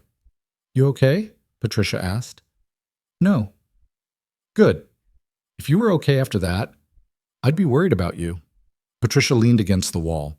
Personal experience cuts both ways in this work. It gives you insight and empathy, but it also triggers the hell out of you. You need to find ways to manage that, or you'll burn out before you're useful to anyone. How do you manage it? Therapy, exercise, boundaries? Patricia shrugged. And accepting that I can't save everyone, even when I really, really want to, especially then. That night, Alyssa called Rosa, needing to hear a voice that knew her history. Rough day, Rosa asked. Alyssa told her about Jasmine, about the bruises and the lies and the feeling of watching herself from 5 years ago and being unable to help. Rosa listened without interrupting, and when Alyssa finished, she was quiet for a long moment. You know you can't save her, right? Rosa said finally, not directly. That's not your role. I know, but knowing doesn't make it easier. It's not supposed to be easy. If it was easy, it wouldn't matter. Rosa's voice was gentle. But you need to separate your trauma from hers. You're not that girl anymore, and she's not you. You can support her without reliving your own past. How? Practice, therapy, probably both. Rosa paused. Have you thought about seeing someone? A professional, I mean, to process your own stuff. Alyssa had avoided therapy despite repeated suggestions from Rosa and Dante. The idea of sitting across from a stranger and unpacking 19 years of trauma felt impossible, but watching Jasmine's haunted eyes had shifted something in her perspective. Maybe, she said, I'll think about it. Think fast. You can't pour from an empty cup, and this work is going to drain you dry if you're not careful. 2 weeks later, Alyssa started seeing Dr. Sarah Okonkwo, a therapist who specialized in trauma recovery. Their first session was awkward and stilted, Alyssa sitting on the edge of the couch, ready to bolt, while Dr. Okonkwo asked gentle questions about her background and goals for therapy. I want to stop being triggered every time I see someone in a situation like mine used to be, Alyssa said. That's a reasonable goal, Dr. Okonkwo said, but it might be more realistic to aim for managing those triggers rather than eliminating them completely. Your past shaped you. It's part of your story. The work is learning to integrate it without letting it control you. Over the following months, Alyssa showed up to therapy weekly, slowly unraveling the knots of fear and shame and rage she'd been carrying. Dr. Okonkwo introduced her to concepts like complex trauma and hypervigilance and learned helplessness, giving her vocabulary for experiences she'd never had words for. You survived by making yourself invisible, Dr. Okonkwo said during one session. That was adaptive then, but now you're trying to be seen, to take up space, and your nervous system is fighting you because visibility used to equal danger. So how do I retrain my nervous system? Slowly, with practice and patience and self-compassion, Dr. Okonkwo smiled. And by continuing to choose visibility even when it's terrifying, which, from what you've told me about college and fieldwork, you're already doing. The fieldwork continued to challenge her in ways that were both professional and deeply personal. Patricia assigned her to shadow different caseworkers, exposing her to the full spectrum of family services. She observed custody hearings, attended family therapy sessions, helped coordinate resources for families in crisis.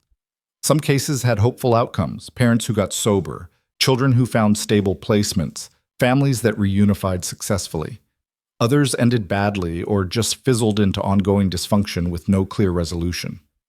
Jasmine's case haunted her. Patricia checked in regularly, documenting each visit meticulously, but nothing changed. The girl continued to miss school sporadically, continued to show signs of abuse, continued to insist everything was fine, and without her cooperation or concrete evidence, the system couldn't move. I hate this, Alyssa said to Patricia after their fourth visit.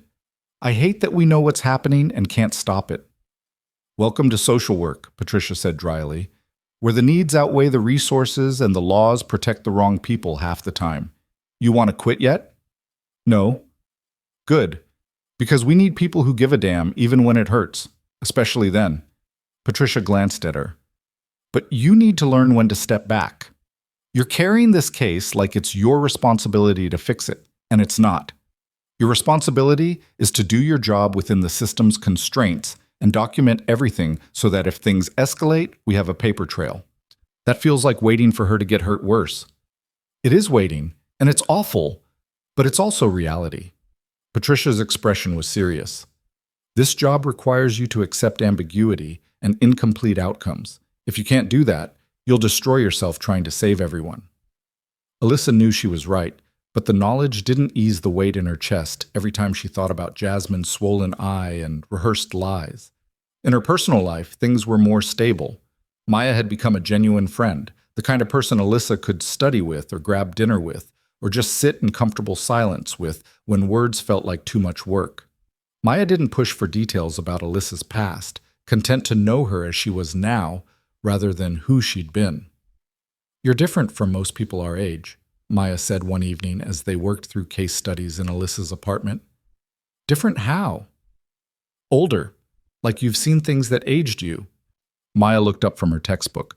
Not in a bad way. You're just more grounded, less interested in drama and bullshit. I've had enough drama for one lifetime. Fair. Maya returned to her notes. Well, for what it's worth, I'm glad you're in this program. You're going to be good at the work. The validation warmed something in Alyssa's chest. She was building a life slowly and carefully, one friendship and accomplishment at a time. It wasn't perfect or pain-free, but it was hers. Midway through her second year, Alyssa received an email from Dante asking to meet for coffee. They'd kept in touch through occasional texts and monthly check-ins, but this felt more formal. She agreed, curious and slightly nervous. They met at a cafe near campus, Dante looking as composed and inscrutable as ever in his dark suit. He ordered an espresso and got straight to the point. How's school? He asked. Good. Hard, but good. I'm maintaining a 3.8 GPA. In fieldwork? Challenging. Alyssa wrapped her hands around her latte. But necessary. I'm learning a lot. Dante studied her for a moment. You look different, more confident. I feel different. It was true. The girl who'd climbed into his car 2 years ago had been broken and terrified. The woman sitting across from him now still carried scars, but she'd learned to stand despite them. Thank you for everything you did to make this possible. You did the work. Dante's expression softened fractionally. I just provided resources. What you built with them is all you. Why did you want to meet? 2 reasons. Dante set down his cup. First, I wanted to check in personally. Make sure you're stable and not struggling with anything you haven't mentioned to Rosa. I'm stable, I'm in therapy, I'm passing my classes, I've got a good support system. Good. Dante nodded. Second reason is more complicated. Your mother's been asking questions. Alyssa's stomach dropped. What kind of questions?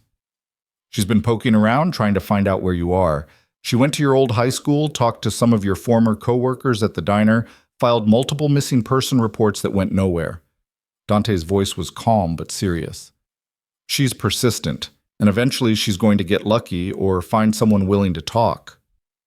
What do I do? Nothing changes. You keep living your life, but you need to be aware and prepared. Dante pulled out his phone and showed her a photograph. Her mother, looking older and harder than Alyssa remembered, standing outside what appeared to be a liquor store.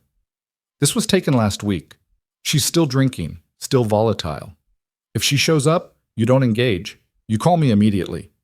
Alyssa stared at the photo, feeling a complicated mix of emotions she couldn't name. Has she changed at all? People like your mother rarely change. They just find new targets. Dante put his phone away. I'm telling you this not to scare you, but to prepare you. You've built a good life. Don't let her destroy it. I won't. I know. Dante's gaze held hers. You're stronger than you realize, but strength doesn't mean you have to face threats alone. That's what your support system is for. After they parted, Alyssa walked back to her apartment in a daze. The news about her mother felt like a shadow creeping back into her life, threatening the stability she'd worked so hard to build. That night she brought it up in therapy.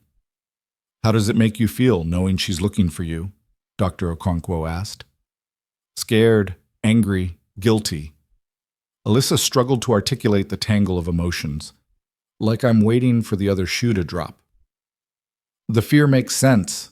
So does the anger. But talk to me about the guilt. I left her. She's my mother.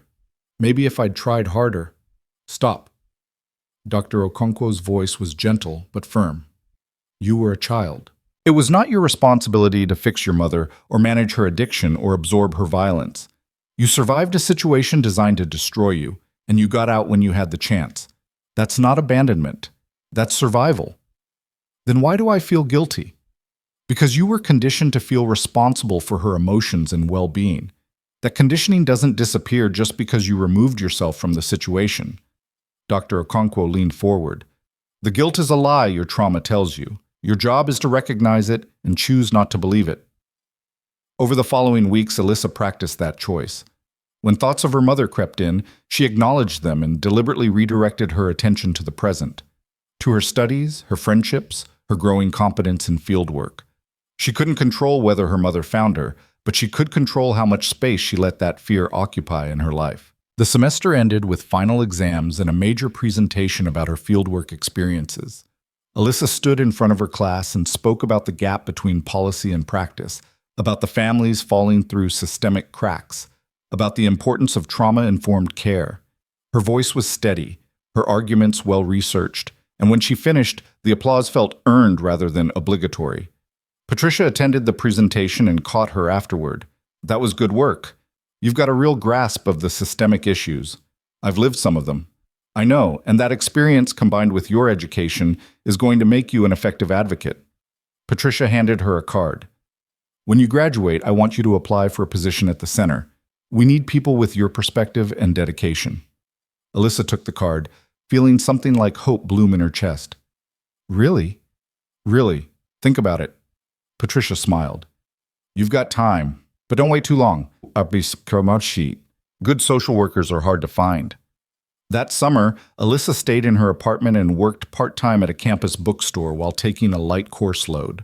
The work was mindless but meditative, shelving books and helping customers find titles, and it gave her brain space to rest between the intensity of the academic year. Maya invited her to a 4th of July barbecue at her family's house, and Alyssa went despite her nervousness about meeting Maya's family. The gathering was loud and warm, full of laughter and children and the smell of grilled meat.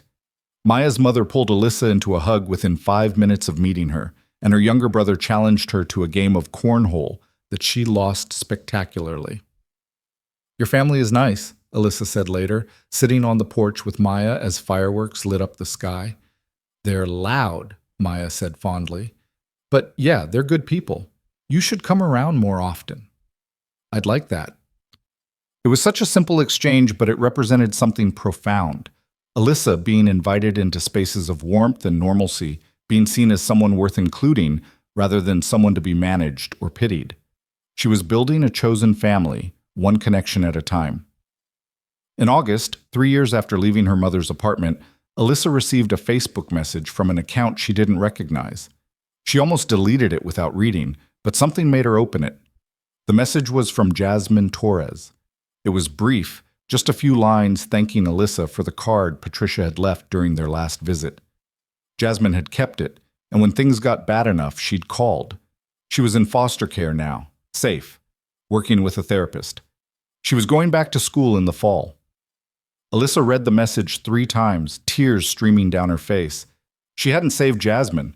Jasmine had saved herself. But the seed Patricia had planted, the card with a direct number, had given her the tools she needed when she was finally ready to use them. She called Patricia immediately. "Did you know Jasmine reached out to me?" "I did. She asked if it was okay to contact you. I told her it was." Patricia's voice carried a rare warmth. "This is the good part of the job, Alyssa, the part that makes the rest worth it." "Does it happen often?" "Not often enough, but often enough to matter." Patricia paused. "Remember this feeling. When you're drowning in paperwork and impossible cases and bureaucratic bullshit, remember that sometimes the seeds grow. Sometimes the work makes a difference." Alyssa saved the message, rereading it whenever she felt discouraged. Jasmine had gotten out. She was safe. And while Alyssa's role had been small, it had mattered. As her junior year began, Alyssa declared a specialization in child welfare and started taking advanced courses in trauma intervention and family systems. The material was dense and emotionally demanding, but she absorbed it with the intensity of someone who understood its real-world applications. Every theory, every intervention model, every policy analysis was filtered through the lens of her own experience and the experiences she'd witnessed in fieldwork. Her professors noticed. Dr. Reeves, who taught her trauma intervention course, pulled her aside after class one day. "Your papers demonstrate unusual insight," Dr. Reeves said. "Have you considered pursuing a master's degree? You'd be a strong candidate for our graduate program." Alyssa hadn't thought beyond her bachelor's degree, hadn't imagined she could aim higher. "I don't know if I can afford more school." "There are scholarships, teaching assistantships, research opportunities. If you're interested, I can connect you with the graduate advisor." Dr. Reeves smiled. "Think about it. You have the aptitude and the passion. That's a rare combination. That night, Alyssa mentioned it to Rosa during their weekly phone call. A master's degree, Rosa mused. That's ambitious. Too ambitious. There's no such thing as too ambitious, just differently challenging. Rosa was quiet for a moment. What does your gut tell you? Alyssa thought about it, about the work she wanted to do and the kids she wanted to help and the systems she wanted to change. My gut says I need more training if I want to be really effective. A bachelor's degree gets me in the door, but a master's degree gives me credibility and specialized skills. Then there's your answer. Over the following months, Alyssa researched graduate programs and application requirements. She met with the graduate advisor, who outlined paths through the program and potential funding sources. She talked to current graduate students about their experiences, and slowly, carefully, she started to believe it might be possible. She was in the campus library working on her graduate school personal statement when her phone buzzed with an unknown number. Normally, she wouldn't answer, but something made her pick up. Hello? Alyssa. The voice was slurred and familiar and sent ice through her veins. Alyssa, baby, I've been looking everywhere for you. Her mother. Alyssa's hand tightened on the phone. How did you get this number? I've got my ways. I've got friends. You think you can just disappear on me? Carol's voice pitched higher, angry and plaintive at once. I'm your mother. You can't just abandon your mother. Every instinct screamed at Alyssa to hang up, to block the number, to pretend this wasn't happening. But another part of her, the part that had spent 3 years in therapy and learning about healthy boundaries, knew she needed to be clear. I'm not coming back, Alyssa said, her voice steadier than she felt. I left for good reason, and nothing's changed.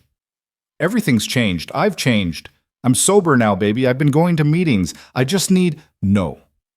The word came out firm. I don't care if you're sober.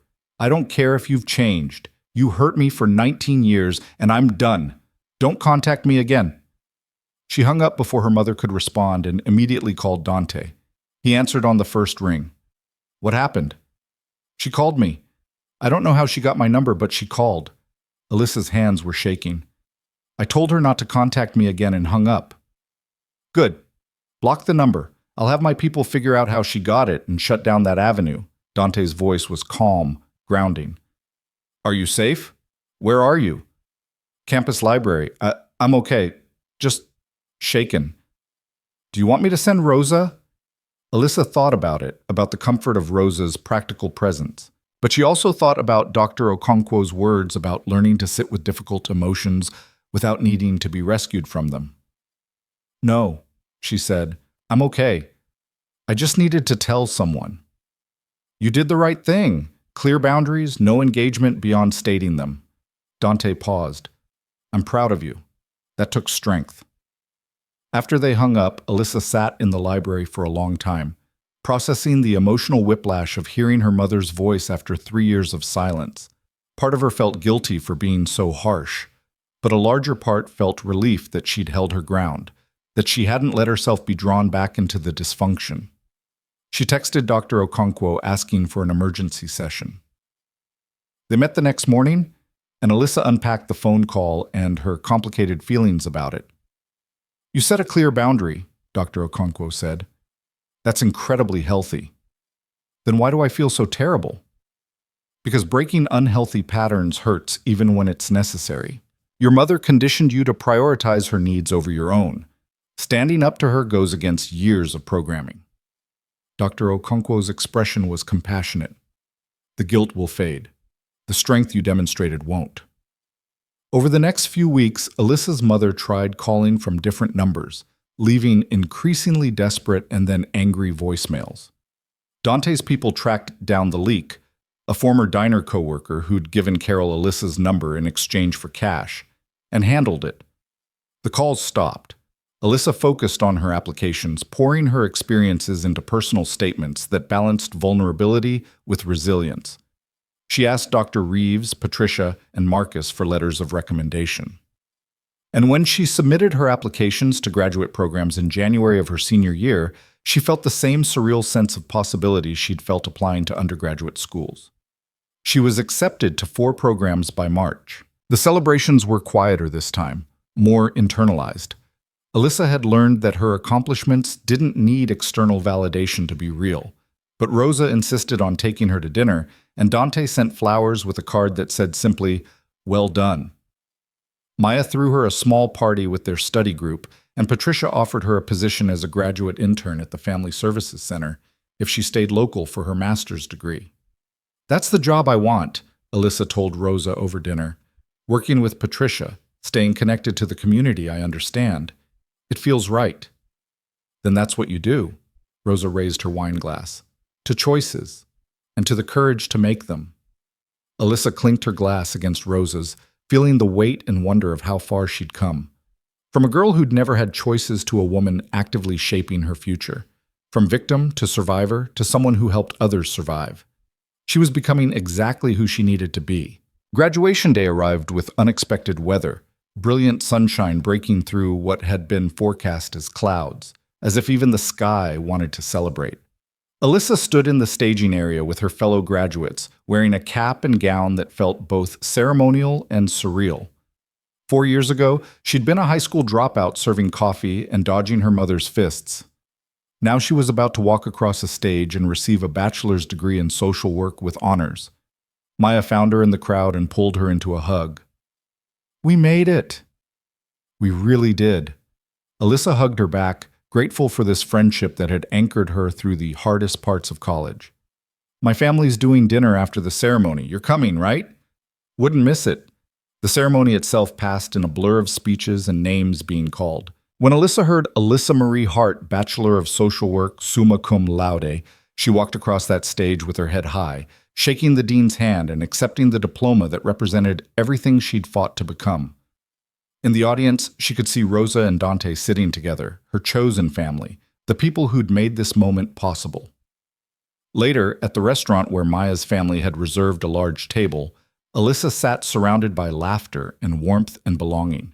Maya's mother kept refilling her plate, insisting she was too thin and needed more food. Maya's brother showed her pictures from his own upcoming graduation from high school.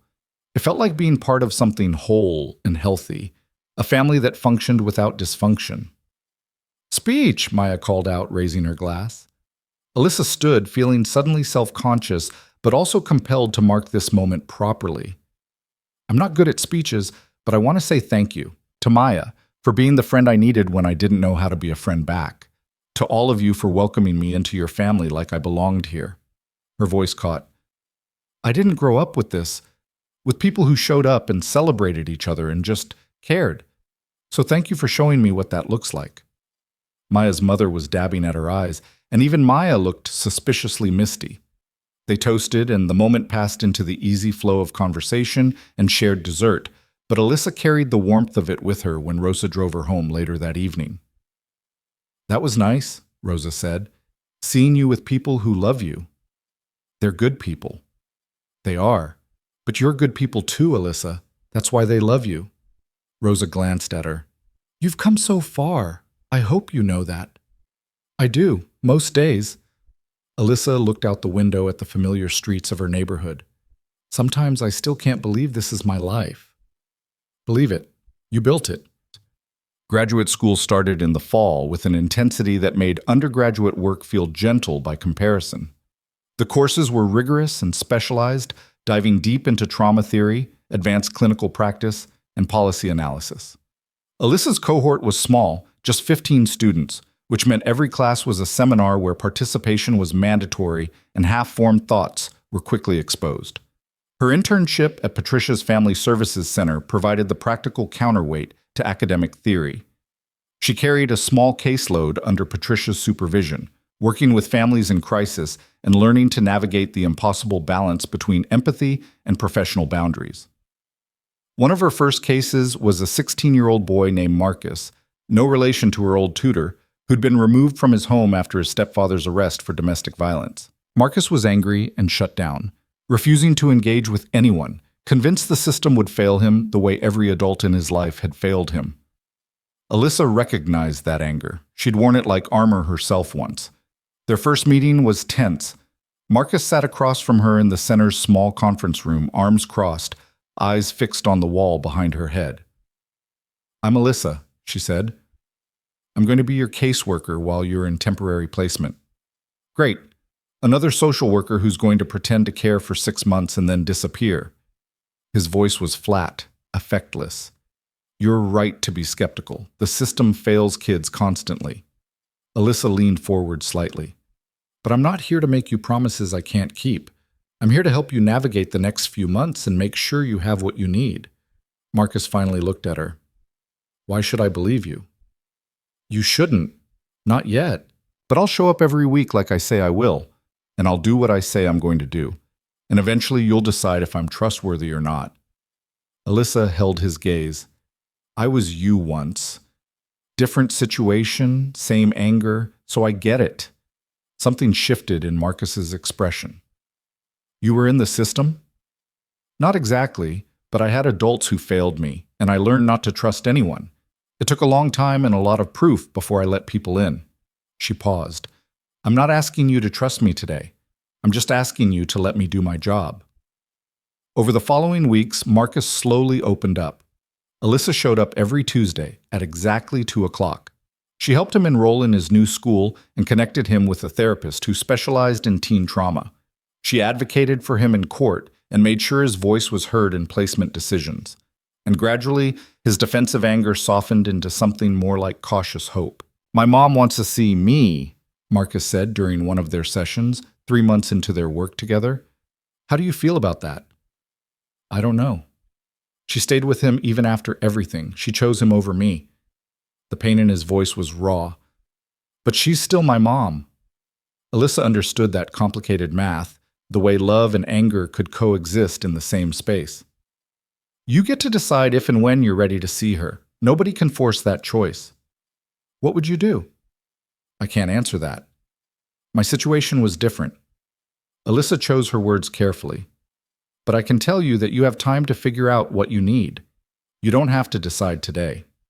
Marcus nodded slowly. Okay, I want to think about it. Watching him work through his trauma and choices, Alyssa felt both the weight and the privilege of this work. She couldn't save Marcus. He had to save himself, but she could provide the scaffolding he needed to build his own stability, the same way Dante and Rosa had provided it for her.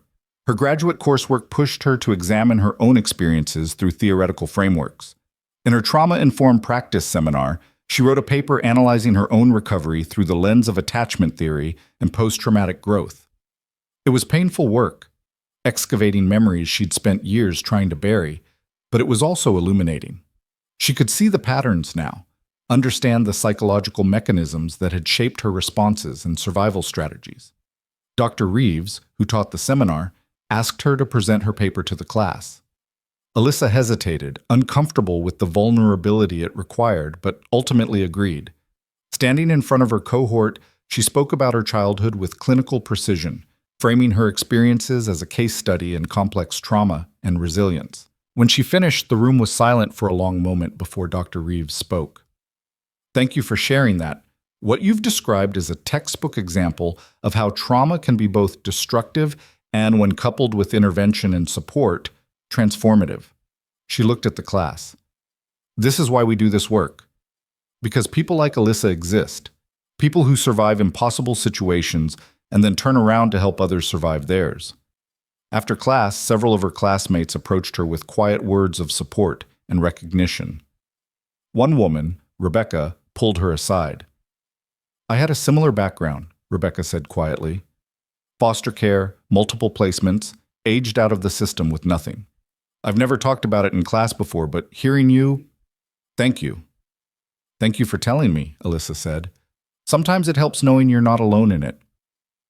They became friends after that, bonding over shared understanding of what it meant to build a life from rubble. Rebecca was fierce and funny and unapologetically ambitious, planning to open her own therapy practice focused on former foster youth. Her determination was infectious, and their friendship added another layer of support to Alyssa's growing network. Midway through her first year of graduate school, Alyssa received a letter forwarded through the university. The return address made her stomach drop. It was from her mother, sent to the college's administration building and forwarded to Alyssa's campus mailbox. She almost threw it away unopened, but something made her take it back to her apartment and set it on the kitchen counter. She stared at it for 2 days before finally opening it with shaking hands. The letter was handwritten on lined paper, the script shaky but legible. Carol claimed she'd been sober for 18 months, that she was in recovery, that she'd found a job and was living in a sober house. She wanted to apologize. She wanted Alyssa to know she understood why Alyssa had left.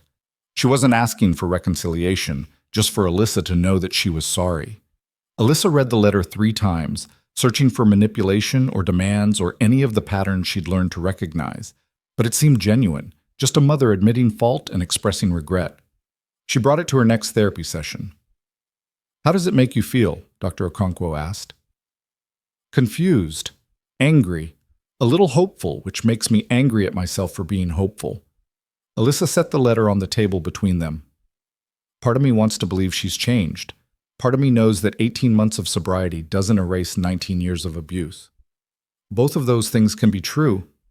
She might genuinely be working on herself, and you still might not be ready or willing to have a relationship with her." Dr. Okonkwo's voice was gentle. "What do you want to do?" "I don't know." "That's okay. You don't have to decide right now." Alyssa carried the letter with her for weeks, rereading it occasionally, trying to determine what she owed her mother versus what she owed herself. She talked it through with Rosa, with Rebecca, with Dr. Okonkwo. Everyone gave her the same message. Whatever she decided was valid, but she needed to prioritize her own well-being.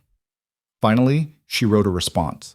It was brief and boundaried, acknowledging receipt of the letter and stating that she was glad Carol was getting help, but that Alyssa wasn't ready for contact beyond this single exchange. She wished her mother well and asked that she respect Alyssa's need for space. She mailed it and felt both relief and grief in equal measure. Relief that she'd responded on her own terms. Grief that the relationship with her mother would probably never be what she'd once hoped it could be. Carol didn't respond, and Alyssa chose to interpret the silence as respect for her boundaries. Her second year of graduate school brought a thesis requirement. Alyssa chose to research intervention strategies for adolescents experiencing parental substance abuse and domestic violence, interviewing young people who'd successfully navigated those situations and identifying the factors that contributed to their resilience. The work was emotionally demanding but deeply meaningful, each interview reinforcing her understanding of how critical early intervention and consistent support could be. Marcus, who'd become stable in his foster placement and was thriving in school, agreed to be interviewed for her research. Sitting across from him in the center's conference room, recording his story of survival and growth, Alyssa felt the full circle of it, the abused girl who'd been saved now helping to save others, who were in turn helping her understand the work more deeply. "You helped me," Marcus said when they finished the interview. "I know you say you just did your job, but it was more than that. You saw me, you showed up. That mattered." "I'm glad," Alyssa said, her throat tight. "You did the hard work, though. I just walked alongside you for a bit." Her thesis defense was scheduled for late April of her second year. She presented her research to a panel of faculty members, fielding questions about methodology and implications and practical applications. When they dismissed her to deliberate, she stood in the hallway feeling like she might vibrate out of her skin. Rebecca found her there. "You killed it. They're going to pass you." "You don't know that." "I know you, and I know your work. You're going to pass." Rebecca was right. The panel called her back in after 20 minutes and congratulated her on a successful defense. She'd completed her master's degree. Graduation was quieter this time, a smaller ceremony for graduate students. But it felt no less significant. Rosa and Dante attended again, and this time Maya brought her family as well. Patricia came too, sitting in the audience with a rare smile on her face. When Alyssa's name was called, Alyssa Hart, Master of Social Work, she walked across the stage feeling the weight of everything it represented. This degree was armor and weapon both, credentials that would let her fight for kids like Marcus and Jasmine and the girls she'd been. At the reception afterward, Patricia pulled her aside. "I have a proposition for you." "What kind of proposition?" "I'm creating a new position at the center. A clinical social worker focused specifically on adolescent trauma and family preservation. I want you to take it." Patricia's expression was serious. "It's not glamorous. The pay is mediocre. But you'd have autonomy to develop programming and build relationships with the kids who need it most." Alyssa didn't need to think about it. Yes. You didn't even ask about salary. I don't care about salary. I care about the work. Alyssa smiled. When do I start? She started 3 weeks later, moving from intern to licensed clinical social worker with a caseload of 12 adolescents and a mandate to develop trauma-focused interventions. The work was exactly as challenging and rewarding as she'd anticipated, each day bringing new crises and small victories in equal measure. She found an apartment closer to the center, a one-bedroom in a building that was nicer than anywhere she'd lived before. Rosa helped her move, the two of them hauling boxes up 3 flights of stairs and arranging furniture until the space felt like home. "Look at you," Rosa said, standing in the middle of the living room. "Your own place, a career, a master's degree. You've built a whole life." "We built it," Alyssa corrected. "I couldn't have done this without you and Dante. We opened a door. You walked through it and built a whole damn house on the other side." Rosa pulled her into a hug. "I'm proud of you, kid." That night, after Rosa left, Alyssa stood at her window looking out over the city. Somewhere out there, her mother was presumably still sober, still working on her recovery. Somewhere out there, kids like Marcus and Jasmine were surviving situations they shouldn't have to survive. And here she was, no longer surviving but thriving, with the tools and credentials and determination to help others find their own way out. Her phone buzzed with a text from Dante. "Heard you started your new job. Congratulations. You've earned everything you have." She smiled and typed back, "Thank you. For everything. I wouldn't be here without you." His response was immediate. "You would have found a way. You always do. But I'm glad I could help." Over the next few years, Alyssa's life settled into a rhythm that felt sustainable and purposeful. She worked with her adolescent clients, developing trust slowly and supporting them through their own journeys toward stability. She supervised interns from her graduate program, passing forward the knowledge Patricia had given her. She maintained her friendships with Maya and Rebecca, meeting for monthly dinners where they vented about the impossible demands of social work and celebrated small victories. She continued therapy with Dr. Okonkwo, processing the ongoing work of healing and integration. The nightmares came less frequently. The hypervigilance softened. She learned to accept compliments without deflecting and to recognize her own accomplishments without minimizing them. On the 5th anniversary of the night she'd left her mother's apartment, Alyssa invited Rosa and Dante to dinner at her apartment. She cooked, she'd learned, slowly and patiently, with Rosa's guidance, and they sat around her small table eating pasta and salad and garlic bread. "5 years, Rosa said, raising her wine glass. "Look how far you've come." "We've come," Alyssa said. "I wouldn't be here without both of you." Dante, who rarely showed emotion, smiled slightly. "You were always going to make it. We just accelerated the timeline." "I don't know about that. I was pretty broken when you found me." "You were injured, not broken." "There's a difference." Dante's voice was firm. "Broken things can't heal. You healed. That means you were never broken, just wounded." The distinction settled into Alyssa's chest like truth she'd been waiting to hear. Later, after dinner, Dante stood to leave and Alyssa walked him to the door. "Thank you," she said. "I know I've said it before, but I need to say it again. You gave me my life back.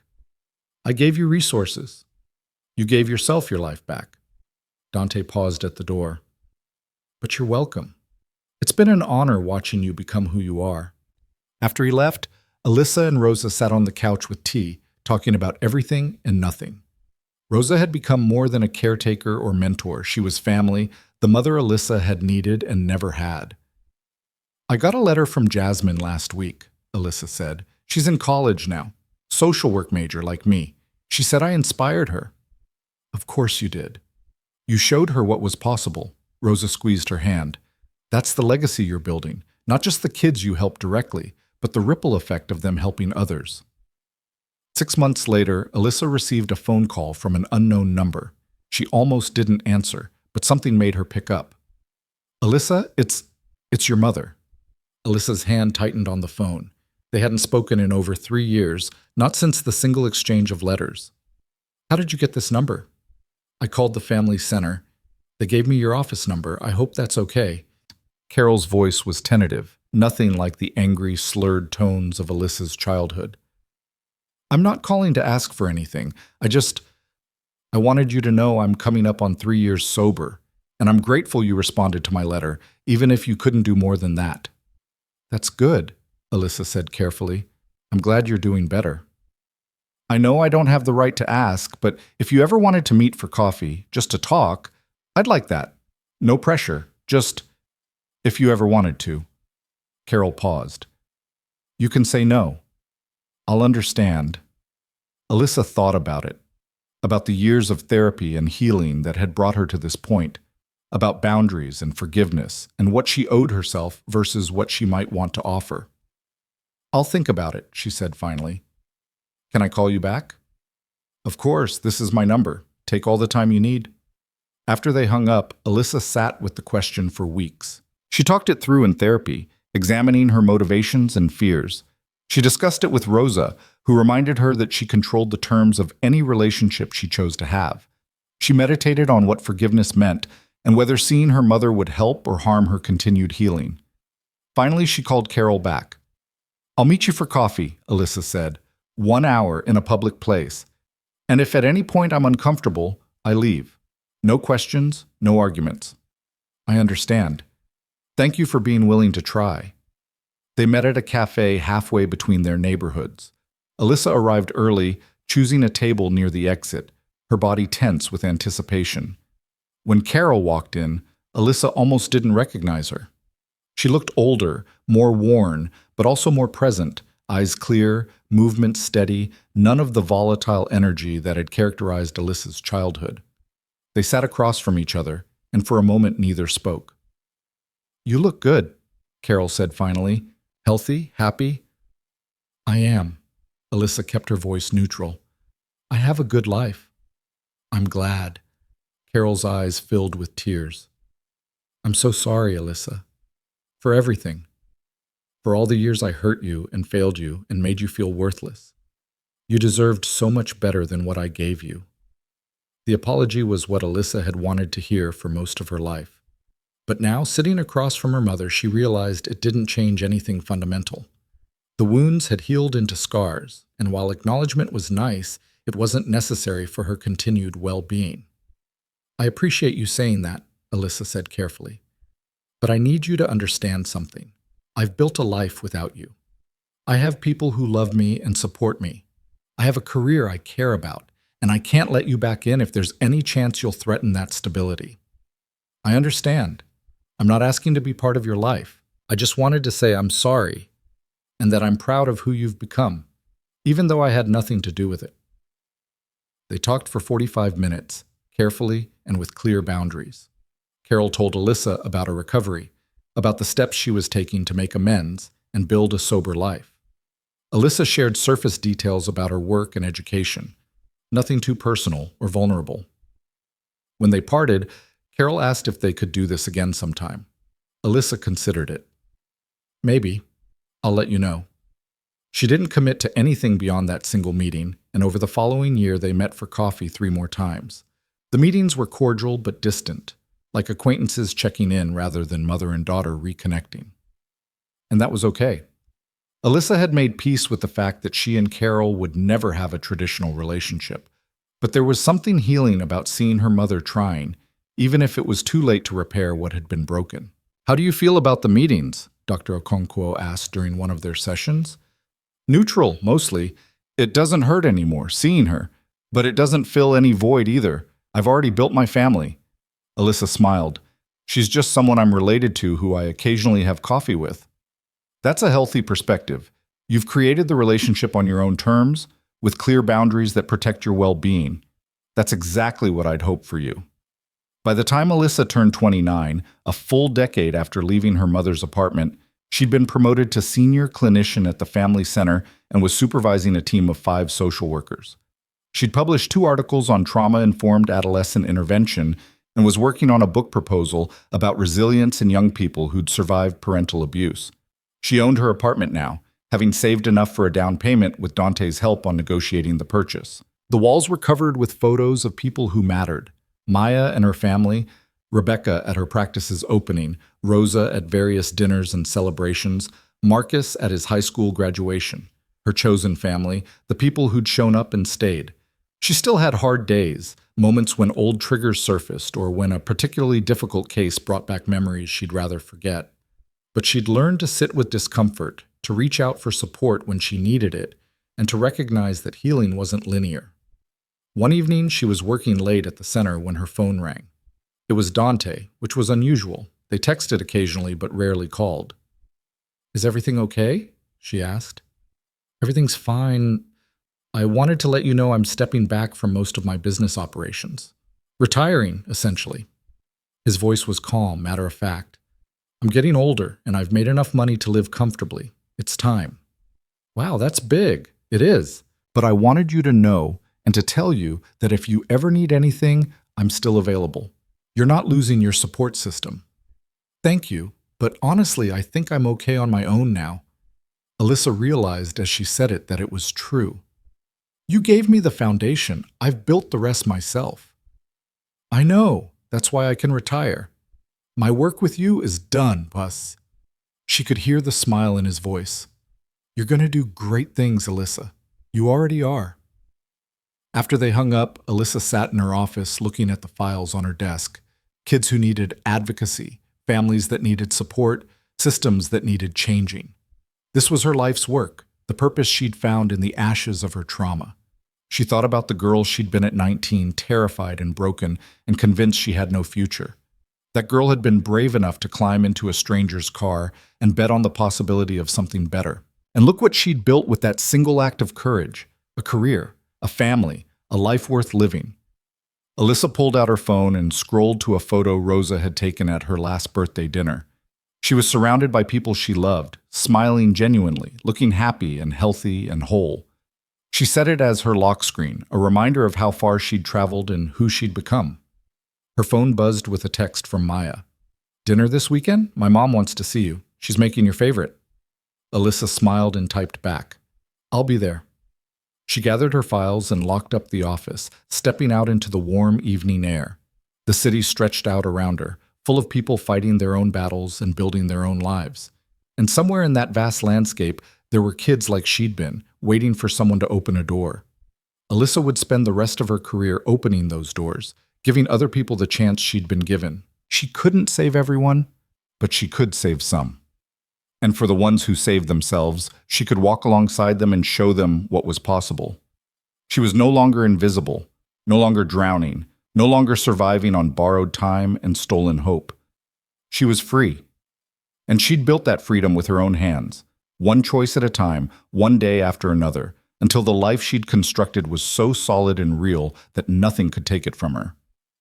As Alyssa walked to her car, she thought about calling Rosa to tell her about Dante's retirement, but decided it could wait until their weekly dinner. Instead, she drove home through familiar streets, past the neighborhood she'd grown up in and the ones she'd escaped to, seeing all of it with the clarity that comes from distance and healing. When she got home, she made tea and sat by her window, watching the city lights flicker to life as darkness fell. Somewhere out there, her mother was probably asleep in her sober house, working on her own recovery. Somewhere out there, Marcus was finishing his first year of college. Jasmine was studying to become a social worker like Alyssa. The ripples kept spreading, circles of impact that Alyssa could never fully measure but could trust were real. She picked up her phone one last time and sent a text to Rosa. "Thank you for everything. I love you." Rosa's response came quickly. "Love you too, kid. Always have. Always will." Alyssa set the phone down and closed her eyes, breathing deeply, feeling the solid floor beneath her feet and the quiet peace of safety she'd fought so hard to achieve. This was her life. Not perfect, not without scars, but wholly and completely hers. And it was enough. More than enough. It was everything.